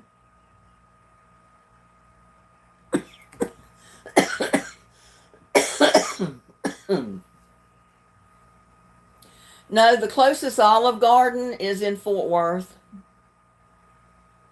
We don't have any in Granbury. We got a lot of different restaurants, but we don't have an Olive Garden.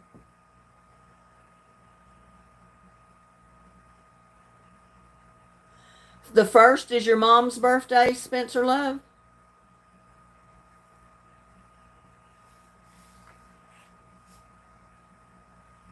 And Watson, your son's birthday was the 12th. Is it of May?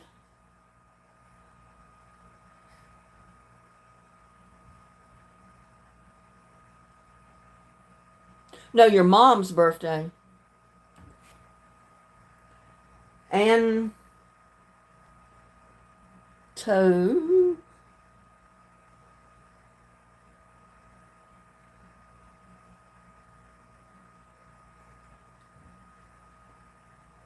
Jeanette Rose.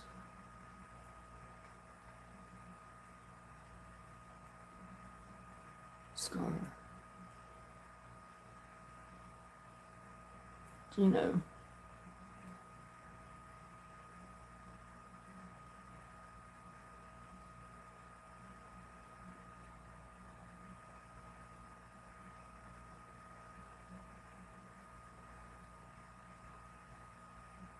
Yeah, that's when my birthday is, Spencer, the 7th. What's your mom's name?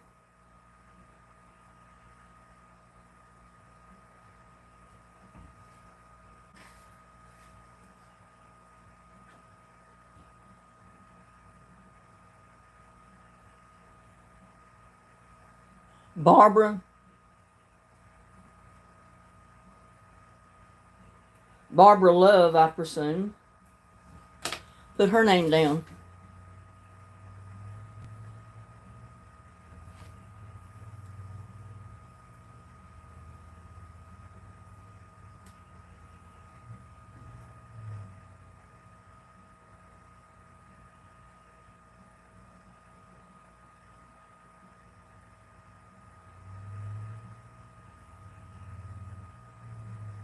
Your friend in Michigan's birthday's on the 7th too. Huh. Well, it looks like we've got a lot of birthdays in May.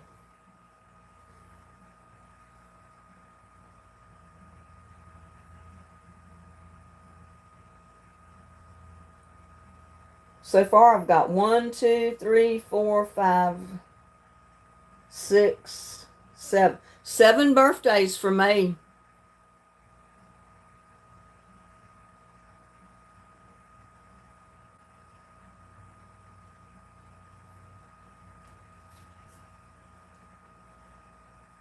What's your friend's name, Susan? My great granddaughter Jaden's birthday is the 14th, and son-in-law Eric the 17th. Oh my God!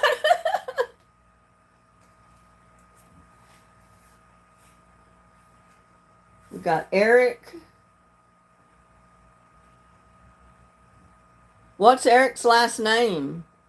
Is it Watson?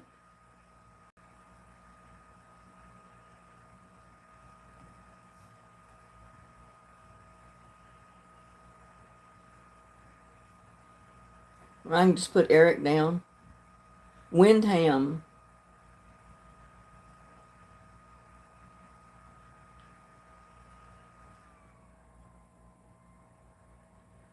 And let's see, your great granddaughter Jaden.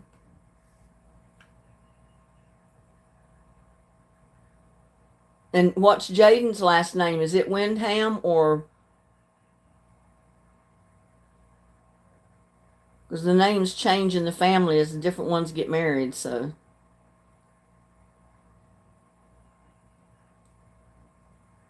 Dylan, okay.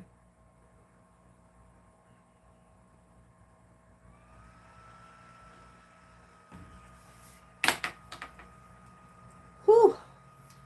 It's actually cooler outside right now than it is in here because of me having that oven going this morning.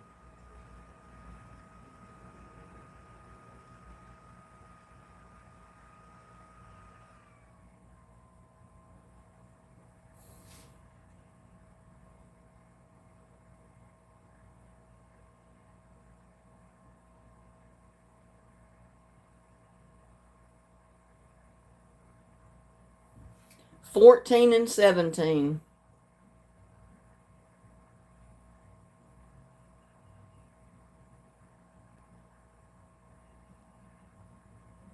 So we got quite a few birthdays for May.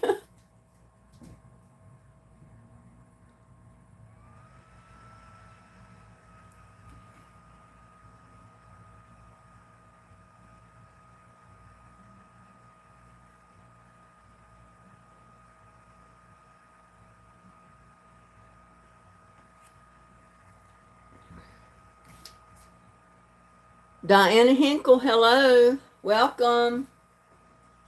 Welcome back.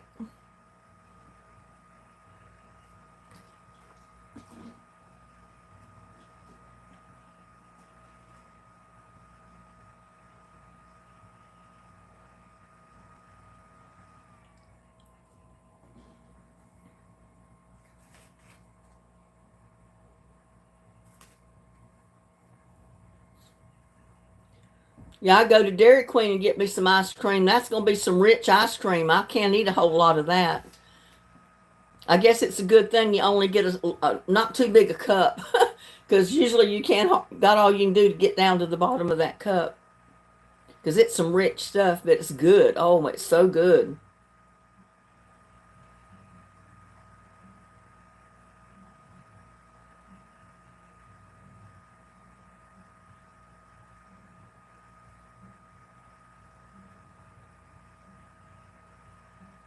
Oh, soft serve chocolate, Dairy Queen.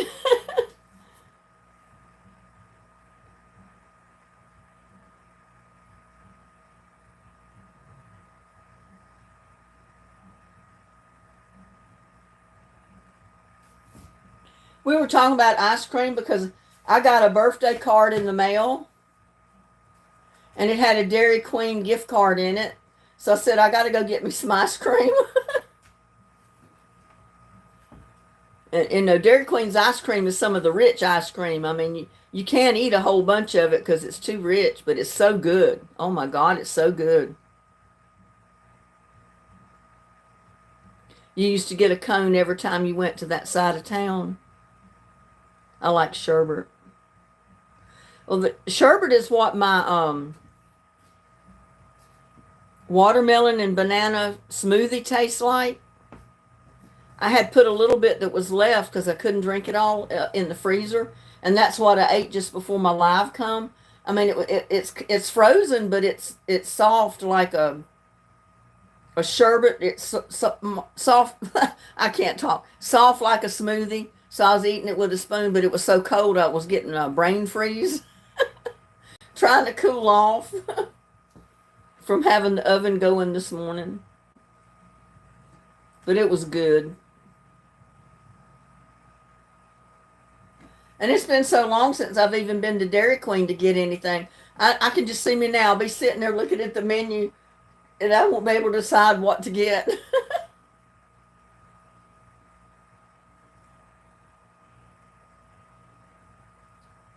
Gelato?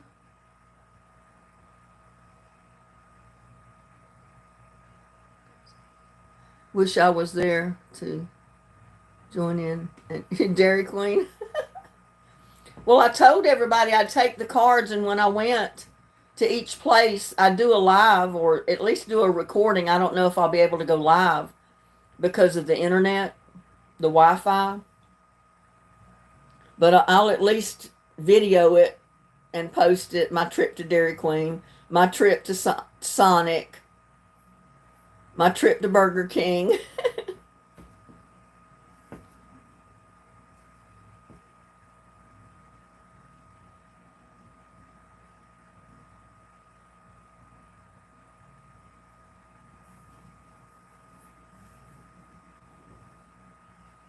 Yeah, so like the 4th of July, I tried to do a live from the fireworks, and it was really bad. The reception was bad. The picture was bad. That's why for the parade, I just recorded it and then posted it on YouTube because that way I got a really decent picture, a really good, video.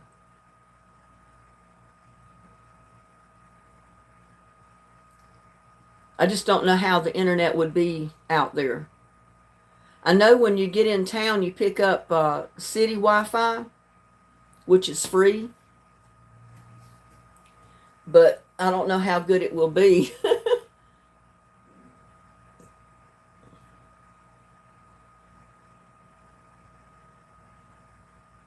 White House is good ice cream. I've never heard of White House ice cream. Gelato is a gelatin Italian dessert, much like ice cream, but sweet, but tons of flavor and creamy texture. Huh.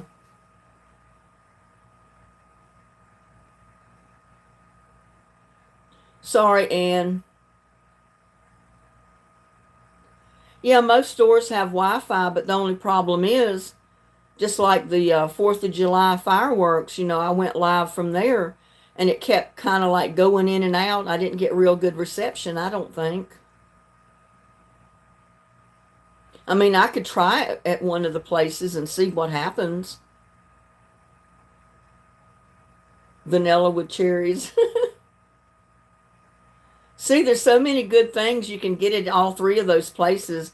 It's going to take me a long time to decide what to get.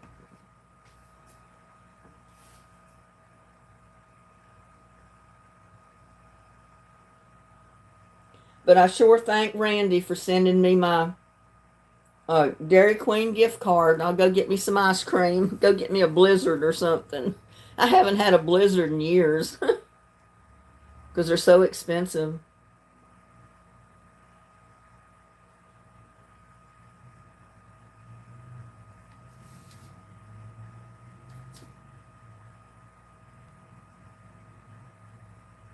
Sheila McDaniel says, hello, everyone. I forgot about the live. Well, that's okay. A lot of people forget sometimes and they're late coming in, but you're here. That's the main thing.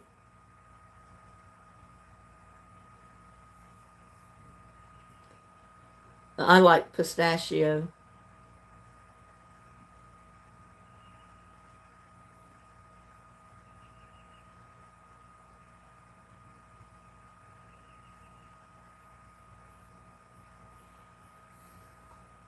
I like Cherries Jubilee ice cream and marble maple nut.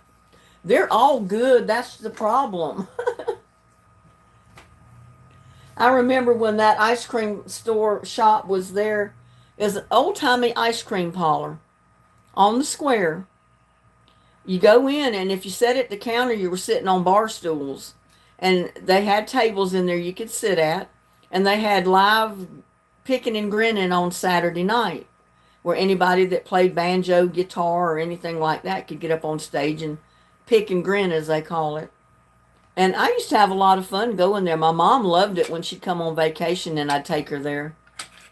But they had so many different flavors of ice cream. You know, they had those big ice chests with the glass tops, and they had 2 or 3 of them. And they had those great big, like 5-gallon buckets of ice cream, each flavor. And shoot, I'd go in there and I'd look and I'd look and look. I could never make up my mind what I wanted. And it's like I wanted one of each. But could you imagine what size ice cream that would be if you got a scoop of each one of the flavors of ice cream? It'd be so high you couldn't carry it. It wouldn't stand up straight.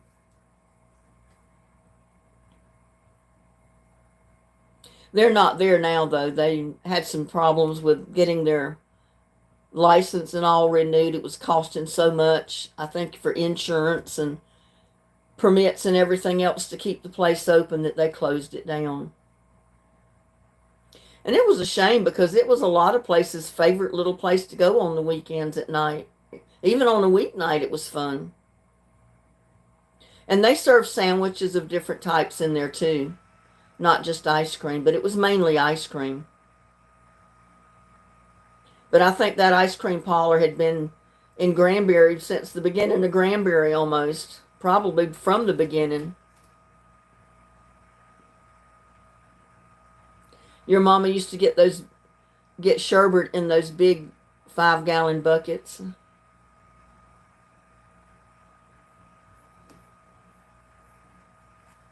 Mm-hmm.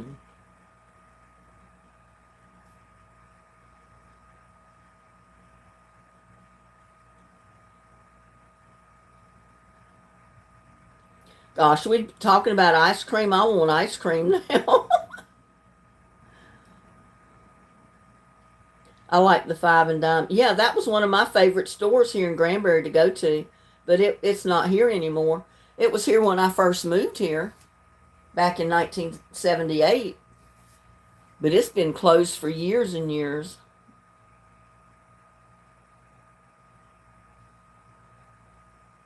Yeah, 5-gallon container of sherbet. That is a lot.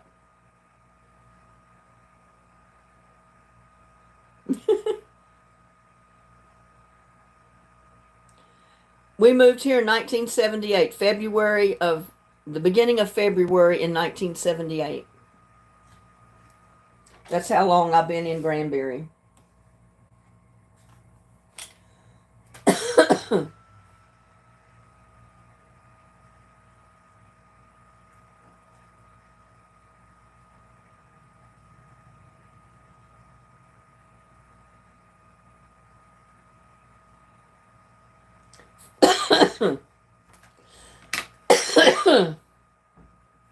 So I've lived here for 46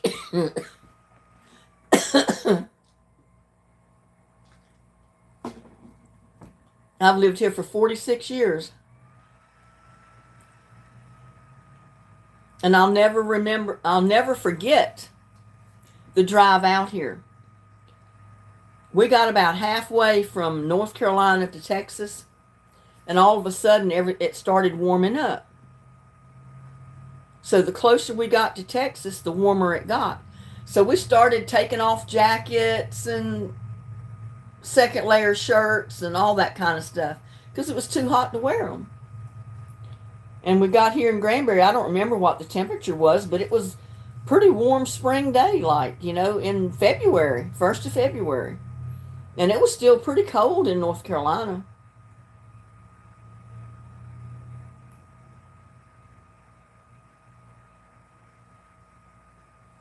Yeah, I've lived longer where I'm at right now than I've lived anywhere in my life before.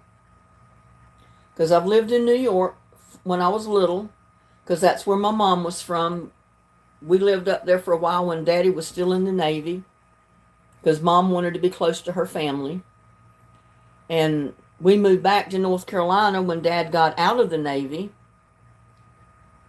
But yeah, I've lived longer here than I have anywhere, even in my hometown.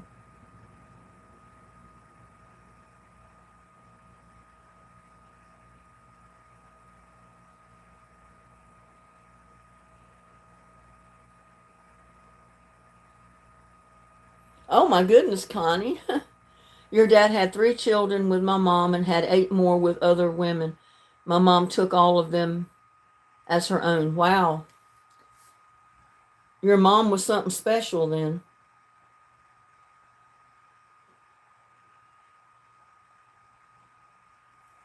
Well, I lived, it's kind of crazy because I was born in North Carolina.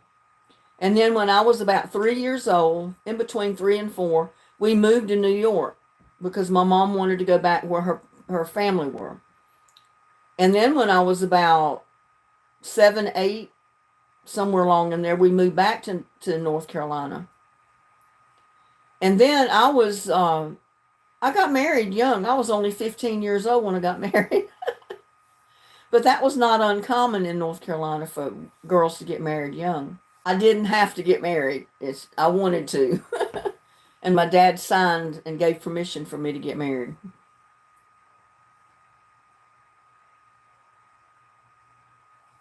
And then we stayed married for 10 years, divorced. And then when I was 26, 27, we moved to Granbury. I remarried and moved here with my husband at the time, which now I'm still divorced from him, so.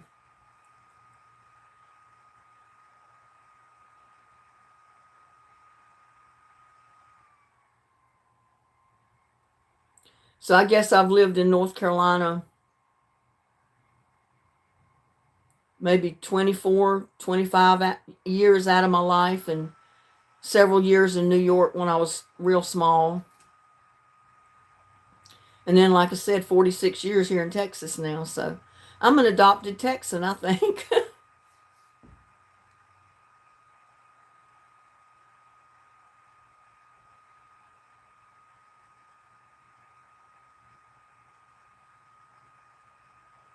Oh, wow, Connie. I don't know if I could be that good a woman. I don't know if I could handle that, but she was a strong lady to be able to do it.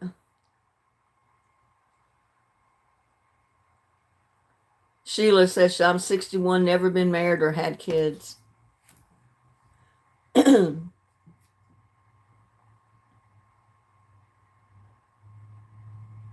Yeah, I moved out here with my ex-husband because he was transferred from the nuclear power plant in Southport, North Carolina, to Comanche Peak, North Carolina, which it's only about 15 minutes from here.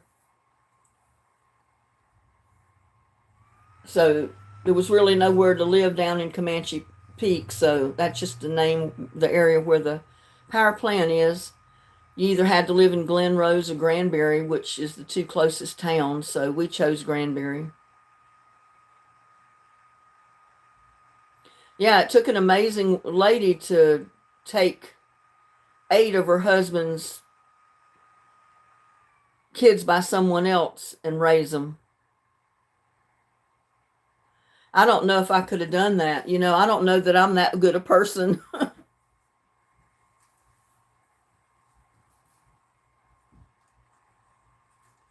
But you never know what you will do or what you can't do until the time comes. It depends on the situation, everything around it, I guess, but it would be hard. Be hard.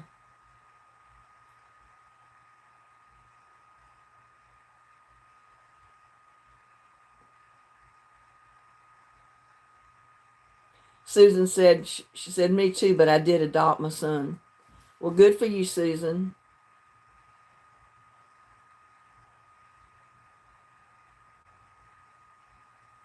Wish you could go back in time. Sometimes I've thought that too, but I don't know if I'd be better or worse off if I could go back in time. So I said, sometimes, it might be better off the way it is. Because I could have turned out a lot worse than what things turned out. Or it could have turned out a lot better. I don't know. It would be a chance to take. And a lot of living to do over.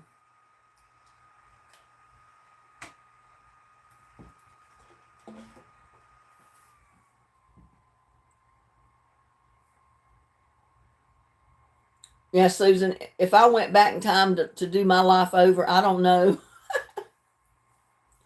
I might end up choosing the same decisions and end up in the same place.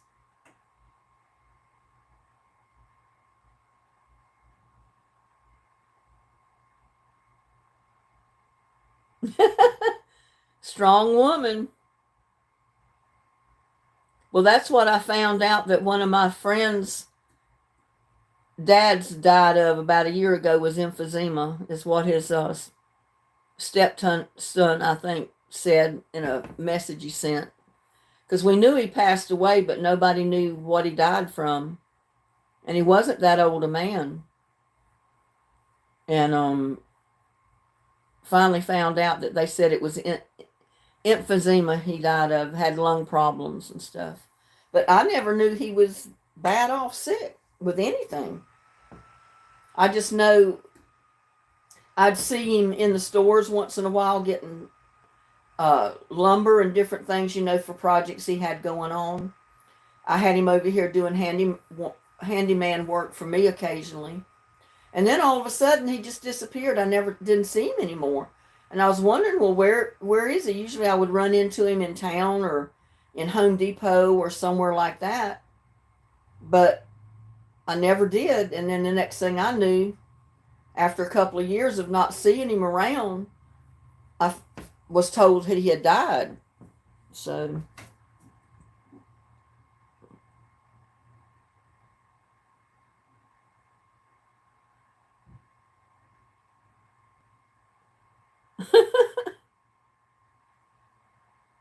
Susan just read something funny. It said made a lot of mistakes in my life, but adding more cheese than what a recipe calls for has never been one of them.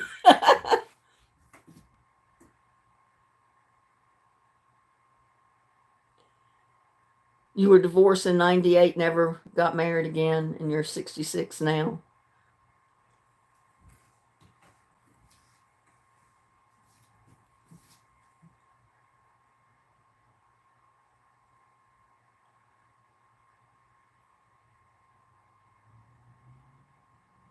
A little more cheese don't ever hurt.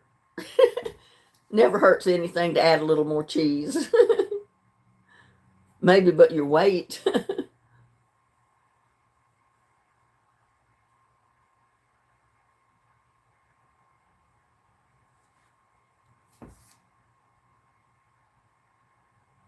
Go live Tuesday night.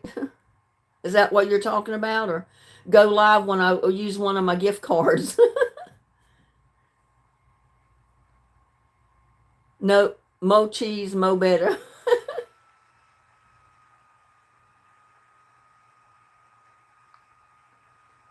I could fix what I did wrong, like not finding a husband or having kids.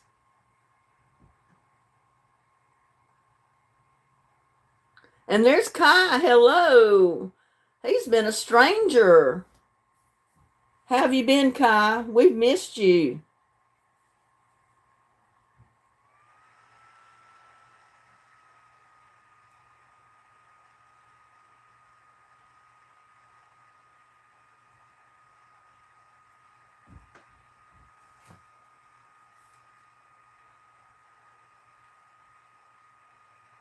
It's good to see you back in chat.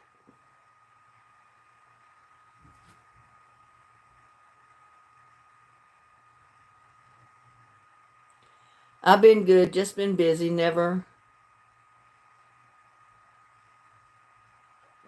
something. Never am around the computer much since my phone broke. Oh no. You never got your phone fixed?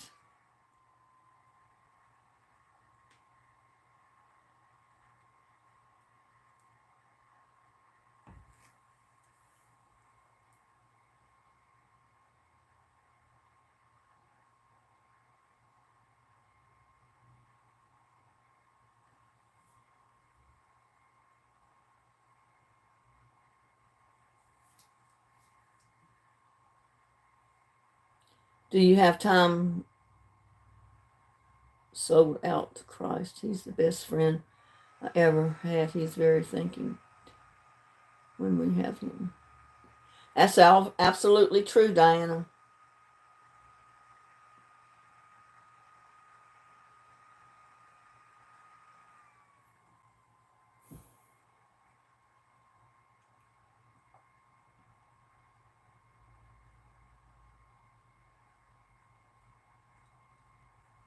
I've never thought of having roast with rice. Really? Usually I cook potatoes in my roast, so there's no need to have rice. You're looking at Facebook pages that have recipes.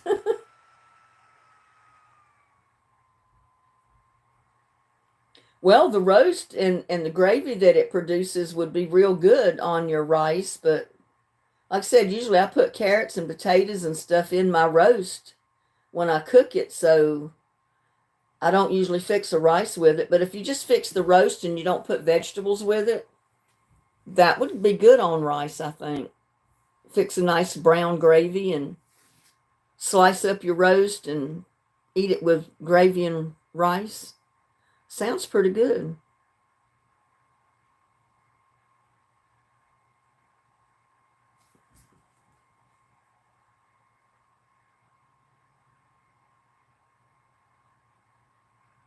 Yeah, I've always cooked my roast with onions and potatoes, carrots, and that was one meal in a pot. I mean, you didn't really have to put anything else with it. You had your veggies, you had your potatoes, you had your meat. So I'd sit down and eat a plate of roast and nothing else.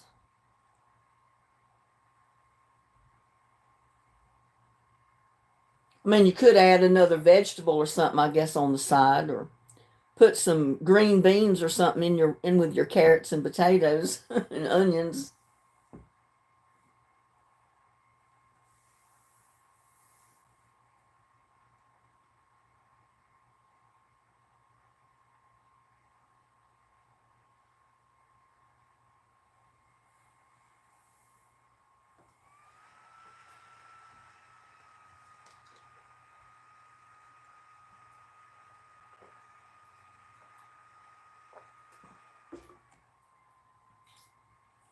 Well, I hope Randy was listening to the rest of this live chat so she knows that I got the birthday card she sent.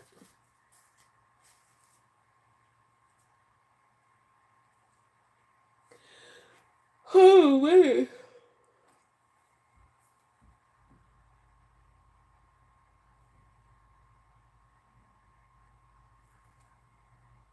You cook yours in the crock pot. Well, sometimes I put mine in the pressure cooker. My beef, I put that, the roast, I put that in there. And then when it's tender and done, I take the lid off and I add my potatoes, my carrots, and my onions, and then cook those until it's done. And then my roast is done.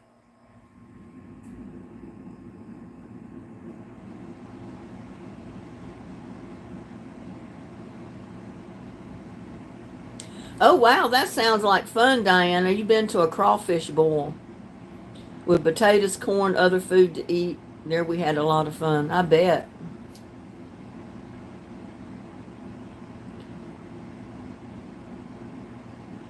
What cooking question do you have, Susan?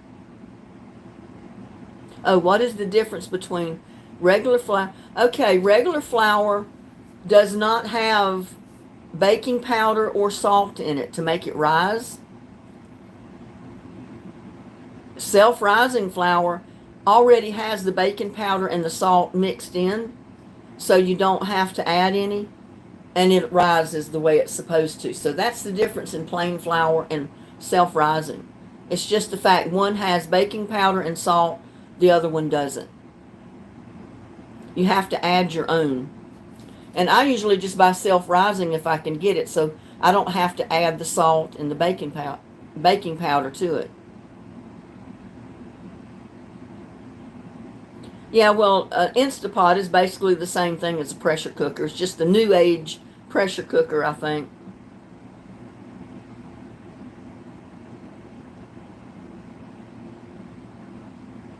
Oh, I see. Money's been tight, so haven't been able to replace it. Looking for a used iPhone instead. Well, I use a Samsung Android Straight Talk phone, and it only costs a couple $100 new, which it is new. But it's an older model. It's an A53, but it works great. I've never had an iPhone, but I've heard everybody say that the bills they get per month for iPhones are pretty ridiculous. And I've got unlimited on my phone for $49 a month. That's unlimited data, unlimited text, calling, long distance calling, you name it. I don't have to worry about going over minutes.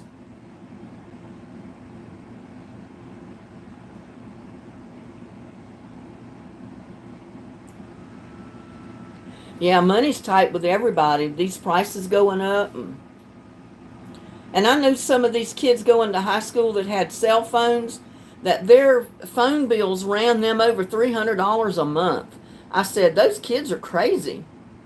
I said, wait till they have to pay for an apartment or a house, make a car payment, insurance payment, buy food, put it on the table. You know, pay everything that goes with living from day to day. They'll think twice about that $300 a month phone bill. Yeah, I swear by Straight Talk. It's the best plan you can get around here. And I don't even have the most expensive plan they've got. You can go up higher. But I have really no need to. Mine has been pretty much basically what I needed, really.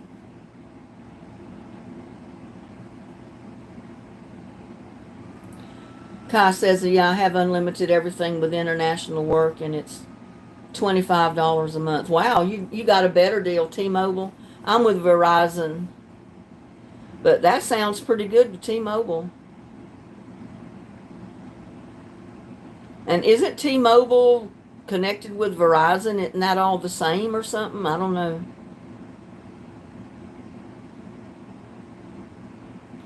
Well, my first Samsung phone, Android phone that I bought was years ago, and I went to a Walmart Black Friday sale. I guess that's what it was. It was a sale they had for Christmas. And they had the Android phones. I think there were 10 Android phones on sale. But you had to go up, put your name down, and they gave you a bracelet. And you had to be back at that spot at the time they were going to release those phones that evening, which I got there like right after lunch.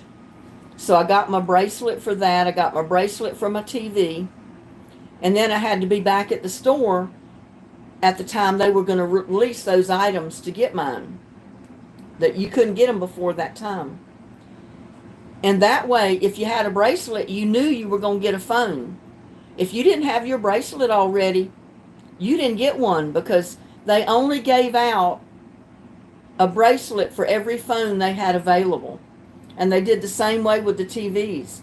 You had to have a bracelet to get your TV. If you didn't have it, that meant they were sold out. And I got both of mine. And that's how I got my first Samsung Straight Talk phone. And I fell in love with it. I said, oh my God, this is the best thing in the world. So every time I upgrade with Straight Talk. And I stay with Android Straight Talk. But I know the one above my phone, I think, you can get an iPhone through Straight Talk. But it costs a lot more money than what mine did. And I said, well, I don't have enough. And two, with Samsung Straight Talk, you build points for every bill that's paid every single month. And you can build up points to get discounts on new phones. I had so many points one year that I completely got a brand new phone for free just with the points I'd saved up. I don't have that many points saved up to get an iPhone, so I have to wait a while.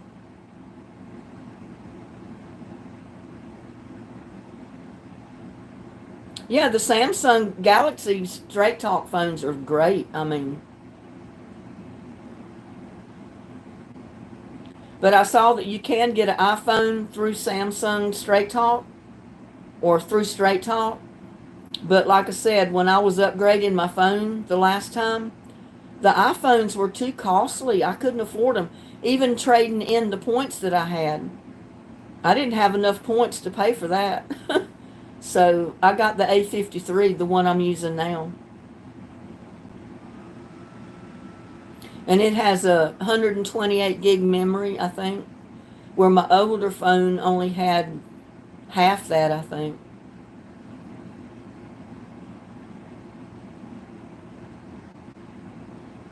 Yeah, I know. They say, well, you can pay for it by a month, pay $10 a month. They don't tell you you're going to pay the rest of your life to pay for that phone.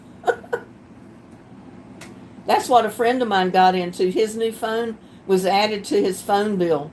So he pays off his phone each month as he pays his phone bill, which makes his phone bill pretty outrageously high. And I said, you need a straight talk phone. You need an Android. You need a straight talk and get it unlimited for $49 a month. You can get it for less than that, but I chose the $49 plan. And if I could afford it, I'd probably get the plan up above it. But, around $50 is all I'm willing to pay for a phone bill each month right now. That may change in the future. I don't know.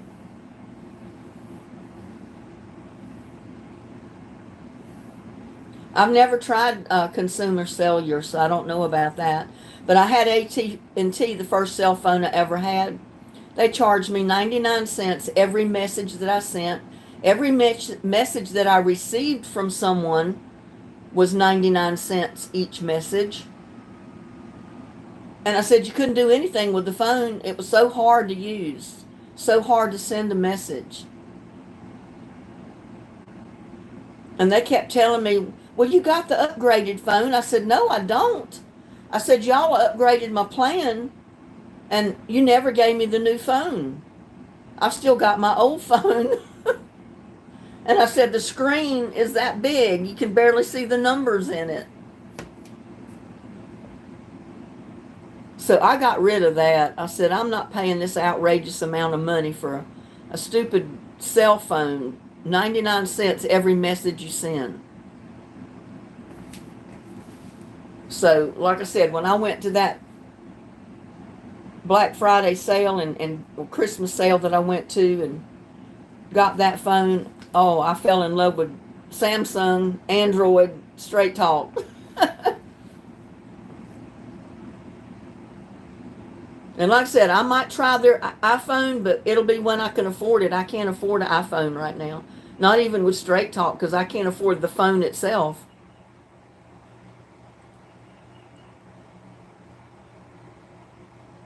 No, the newest ones are so expensive. Oh my gosh.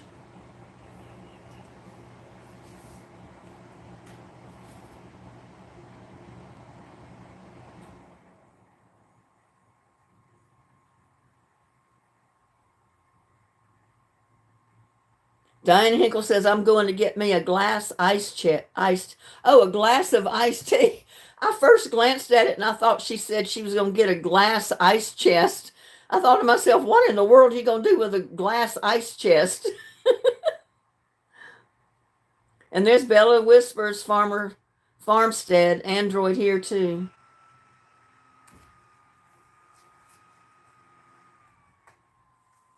Yeah, I only paid, I think, half of what my phone cost, this A53 that I got when I upgraded to this one.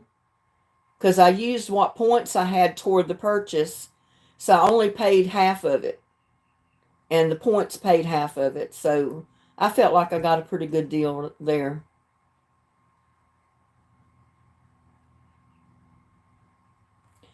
You have AT&T and pay $140 per month for 4 phones. Yeah, I only have one phone. I can't afford more than that. But for 4 phones, that's not too bad, I guess.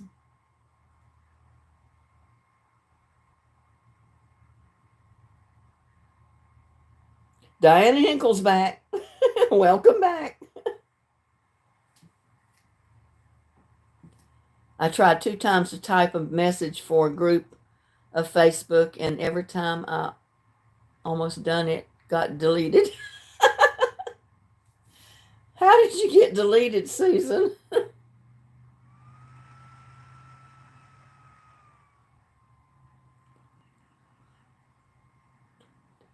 I have my iPhone and internet through T-Mobile. Well, my internet is through Spectrum, and I know they offer phones and phone plans too, but I haven't switched over to them. I'm happy with what I got. And I said, if I'm happy with what I got and the price, I'm staying with it for now. I'm not happy with Spectrum's price, though, because they were giving me a government discount. I think it was $25 a month off of the Spectrum bill. And I got a message from them last month saying May or April was the last month that the government was going to honor the discount, that they were doing away with the discount. So Spectrum was not going to be given that discount anymore. So my bill went up. My bill is $140 some now. And before it was $25 less because of the discount. And I said, well, why in the world did the government all of a sudden decide to get rid of the discount they were giving us?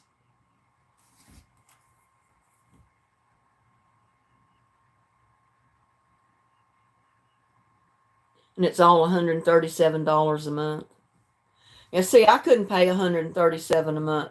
On my fixed income, I don't have enough income for that.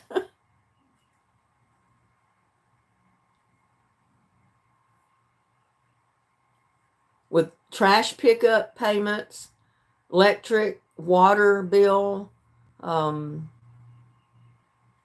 insurances, general maintenance, food, everything. No, I don't have enough money that I could pay $137 a month out of my income for a phone. So that would not work for me.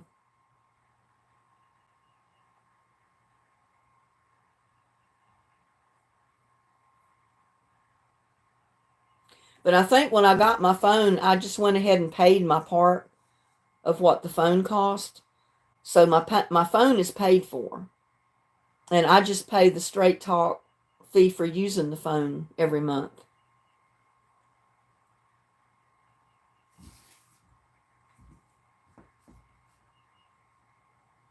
And I know our electric company offers cell phone plans too with their fiber optics now. And I know there's a fiber optics line that goes back behind my house because I was here when they put it in. But I don't have it at my house. I'm with Spectrum. But I said if Spectrum's bill keeps going up, I may be forced to go to the fiber optics if I can get a lower plan, lower price, and just go with Wi-Fi or the internet and forget about, because I'm watching my TV through the Wi-Fi internet now anyway. I'm hardly ever on just regular TV. It's always on Wi-Fi. And I watch all my movies, everything is on Wi-Fi. It's not through cable TV. I mean, I could switch it over and switch it back anytime I want on the television. But that's all I use, so I don't really need anything but internet. I don't need that house phone because it drives me crazy. No one ever calls me on it but salespeople or people wanting to buy my property, which they never want to give the price, so why call me?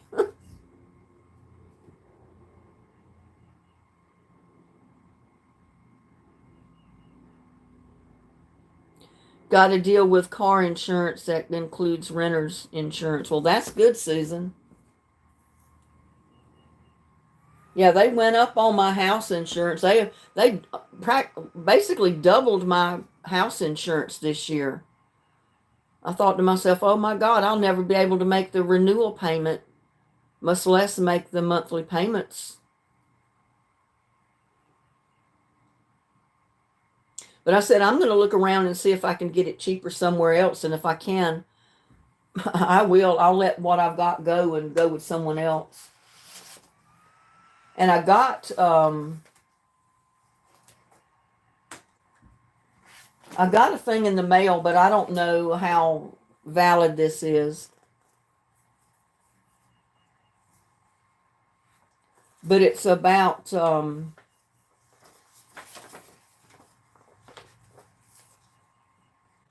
it says protect your largest asset for less. Estimated annual premium $597. That's for a year, y'all. But I can't believe it. When it's too low to be true, then usually you know it's not. That covers dwelling coverage for $126,000, separate structures $12,684, personal property $95,000, loss of use up to 24 months, liability is $300,000, medical $5,000. Now you get all that for $597. I'm switching over to that. but it says estimated annual premium. I'm sure when you call them and they start looking at everything, that price is going to go up. I don't think I'm going to get everything covered. My automobile, my house, everything else for $597 a year. That's only a fourth of what I was paying before. So yeah, I don't know. I've been meaning to call them and just check it out and see what they say, just out of curiosity. And I still may do that. That's why I kept the letter that they sent with the phone number. And it's with Allstate.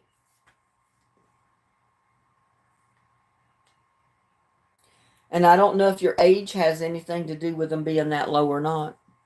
Yeah, Kim, it sounds too good to be true. And usually if it sounds too good to be true, it is. That's a catch to get you to call them. And then they're going to give you a price of like 3 or 4 times that much.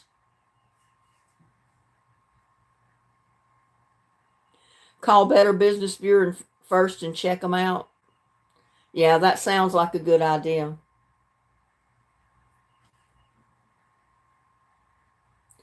Either that or they got such a high deductible that you don't want the insurance.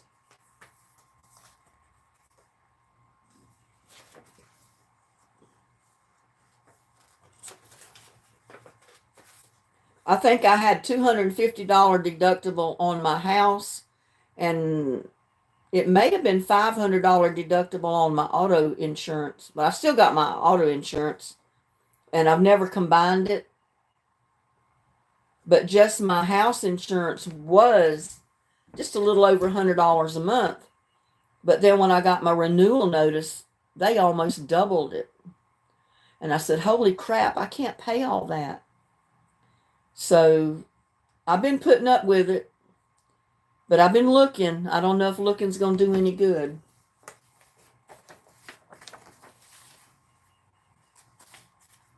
Because if they ever find out one company charges you X amount of dollars, they want to charge you the same thing or more. Yeah, I know.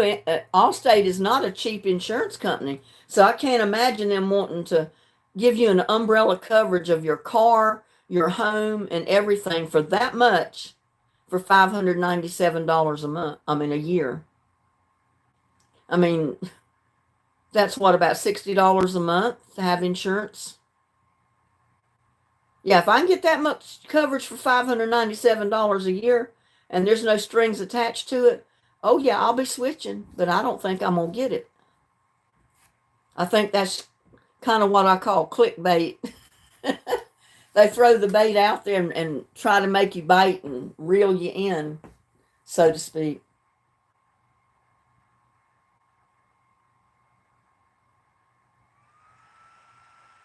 Well, I thought that too, but within the insurance company I've got, evidently not.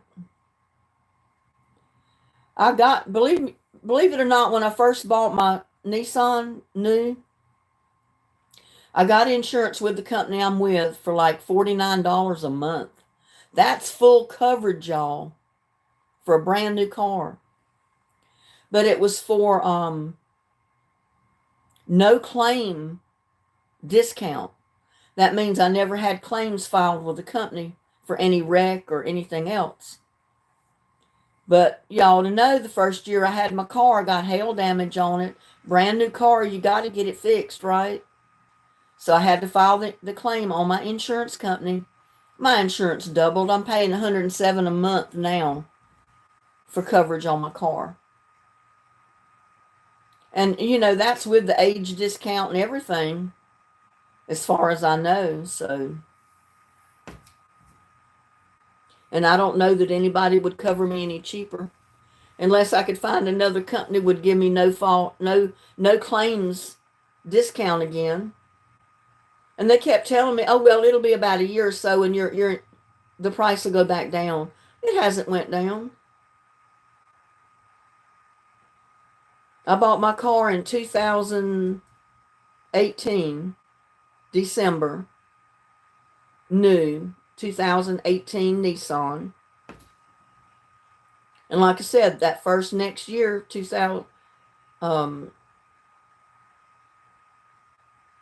in 2019, hail damage, filed insurance claim, my insurance doubled. So how old is my car?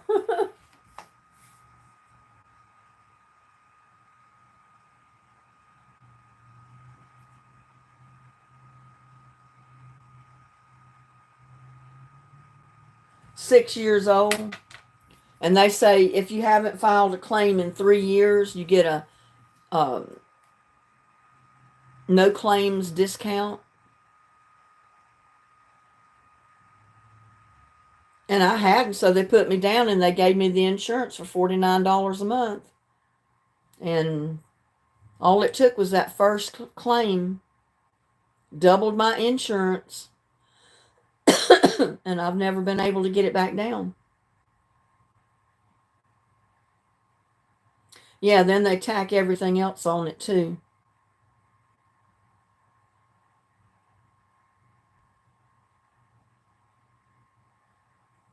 I've only got 20,000 miles on my car, and it's 6 years old. That shows you how much I drive it a year. The most miles I put on my car was to the trips I took to North Carolina and back, which was about 2,400 miles round trip.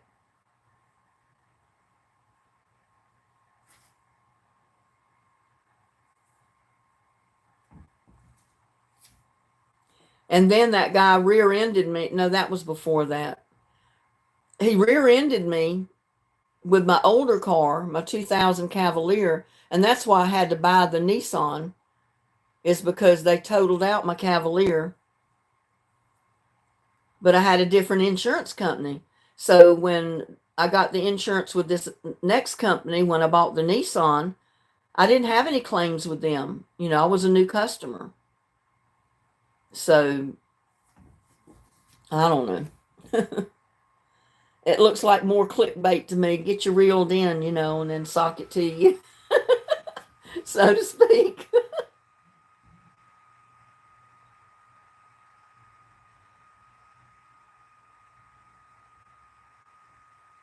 Yeah, I thought about combining mine, having house insurance, car insurance, and all that all with one company. But I'm not just not have done it.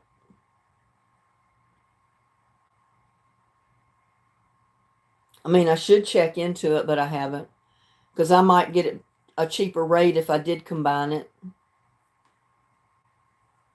It doesn't hurt to check it out, just to see.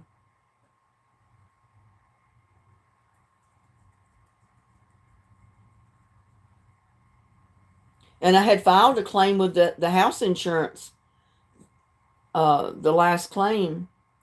And the appraiser that come out to the house, he kept telling me, you do good to cancel this claim, and you don't need to keep this claim. You need to cancel this claim. Well, I didn't know what he was trying to tell me. What was he talking about? So I went on there and I canceled my claim. So they never paid out for my last claim of damage to my house.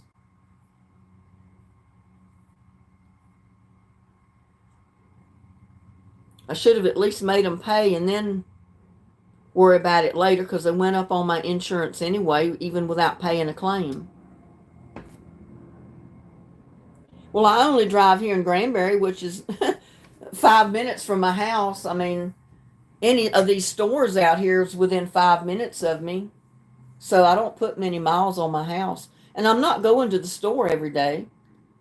I mean, once in a while I drive to my son's, which is about an hour and a half drive away. Never did figure up how many miles it was. But and I've only put 2 trips, I think, to North Carolina on my car. So I don't have that many miles on it, and it's 6 years old. It's still a brand new car.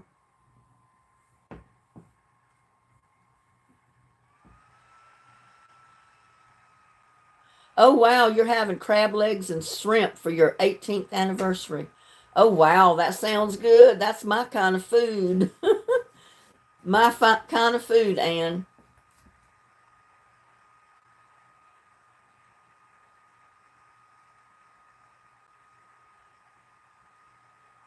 I think they had given me that discount when they first signed me up with the insurance company I've got. But when I filed that first claim, they didn't look, I don't think they cared about any of it. They just doubled my premium.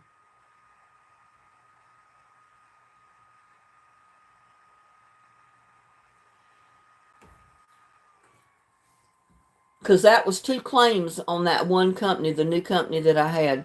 First, the hail damage, and then when the guy, no, it was just the hail damage. I'm getting confused because the Cavalier was previous insurance. It was just that one claim that was filed for the hail damage on the new car.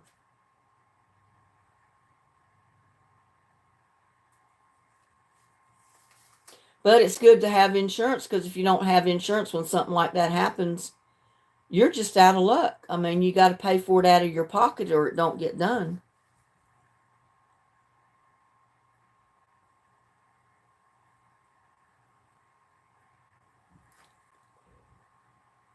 Oh, me.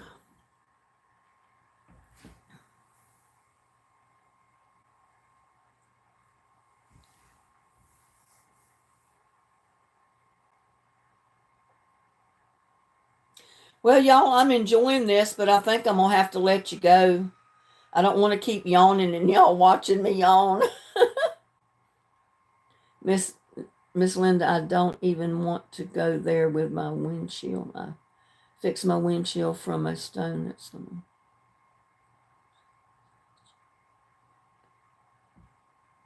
Yeah, see, I fixed my own windshield. On this car, the new one, when I was driving to North Carolina the first time, coming back, there was some bad thunderstorms, and there was a lot of the big trucks in front of me, and a lot of them passing me. And when some of them passed me, it threw the rocks up on my windshield, and I got a chip in my windshield. Well, I got the kit.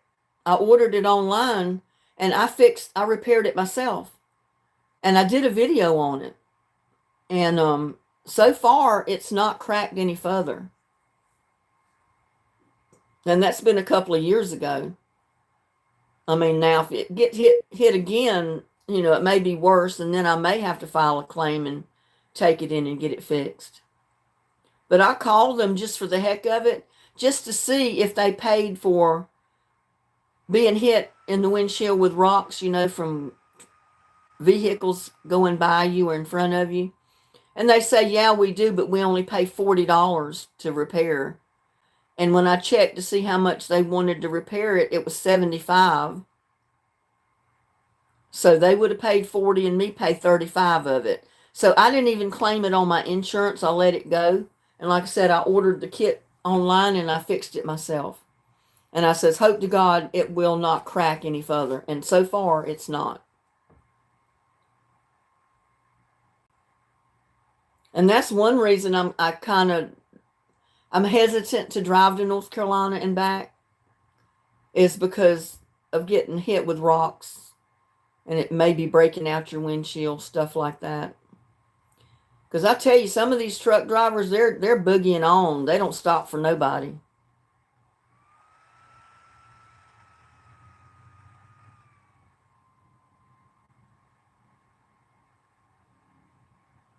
Sheila says, I'm going to have to leave too. Almost dinner time and I have no idea what to fix. Fix potluck. Anything you can throw in the pot. Yeah, I love crab legs and all kind of seafood. Shrimp.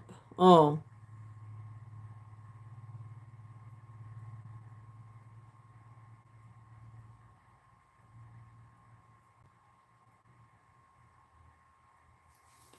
I've had two minor things that I told them about but didn't make claims on, like a guy rear-ending Jess and I.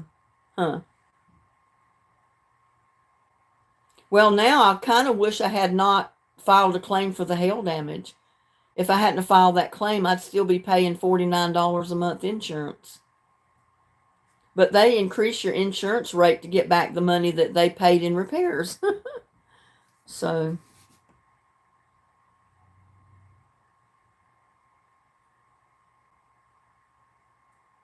oh wow, Susan.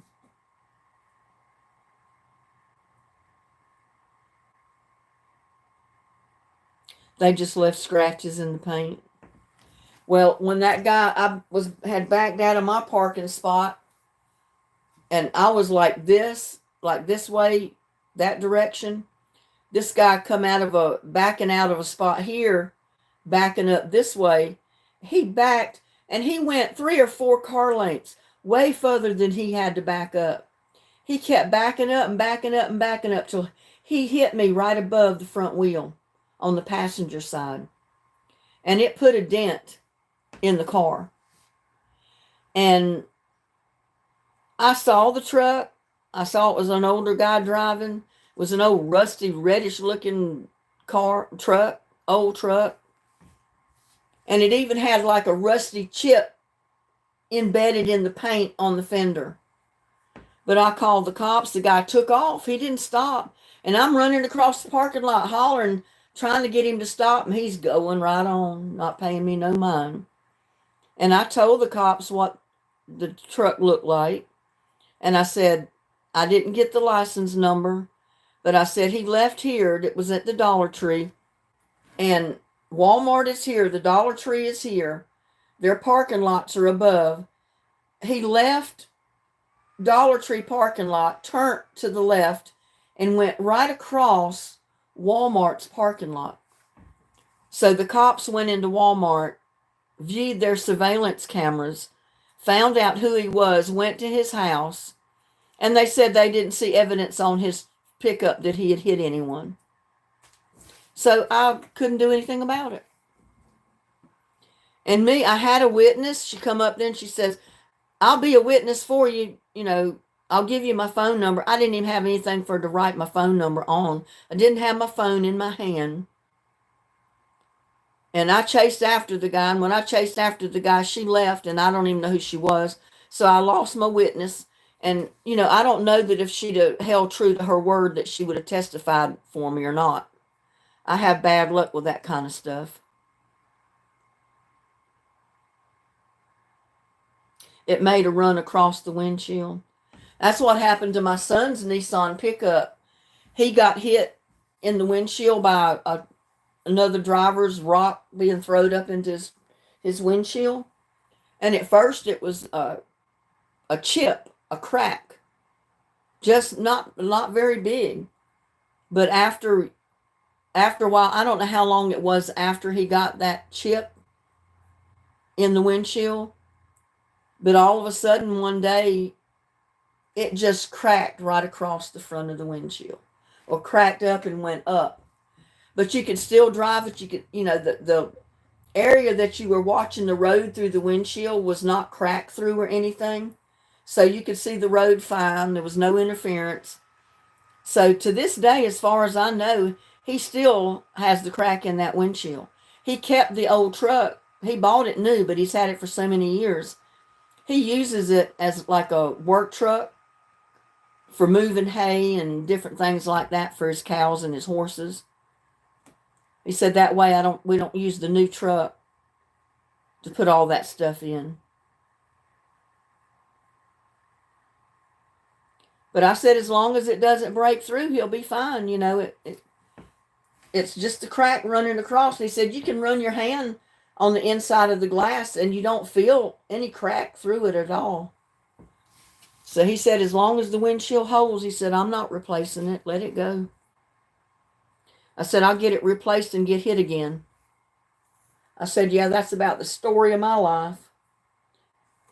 Put a claim on your insurance. They double your insurance.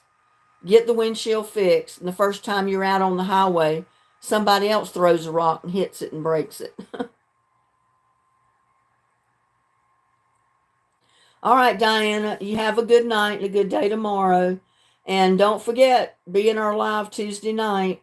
If I don't forget, I got to set it up.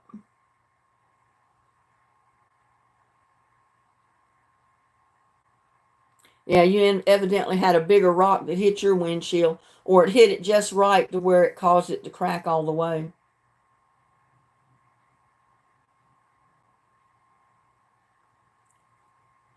Okay, everybody, I'm going to let y'all go. I've enjoyed this chat. Be sure to be in the chat Tuesday night if you can make it. I think I'll probably set it at around 7, maybe. I think that's been a good time for Thursday night chat, so maybe Tuesday night it will work too. So again, y'all have a blessed night. Please like, share, and subscribe if you haven't already for the silent viewers that are watching. And I'll see y'all on my next one, y'all. Bye. Love you.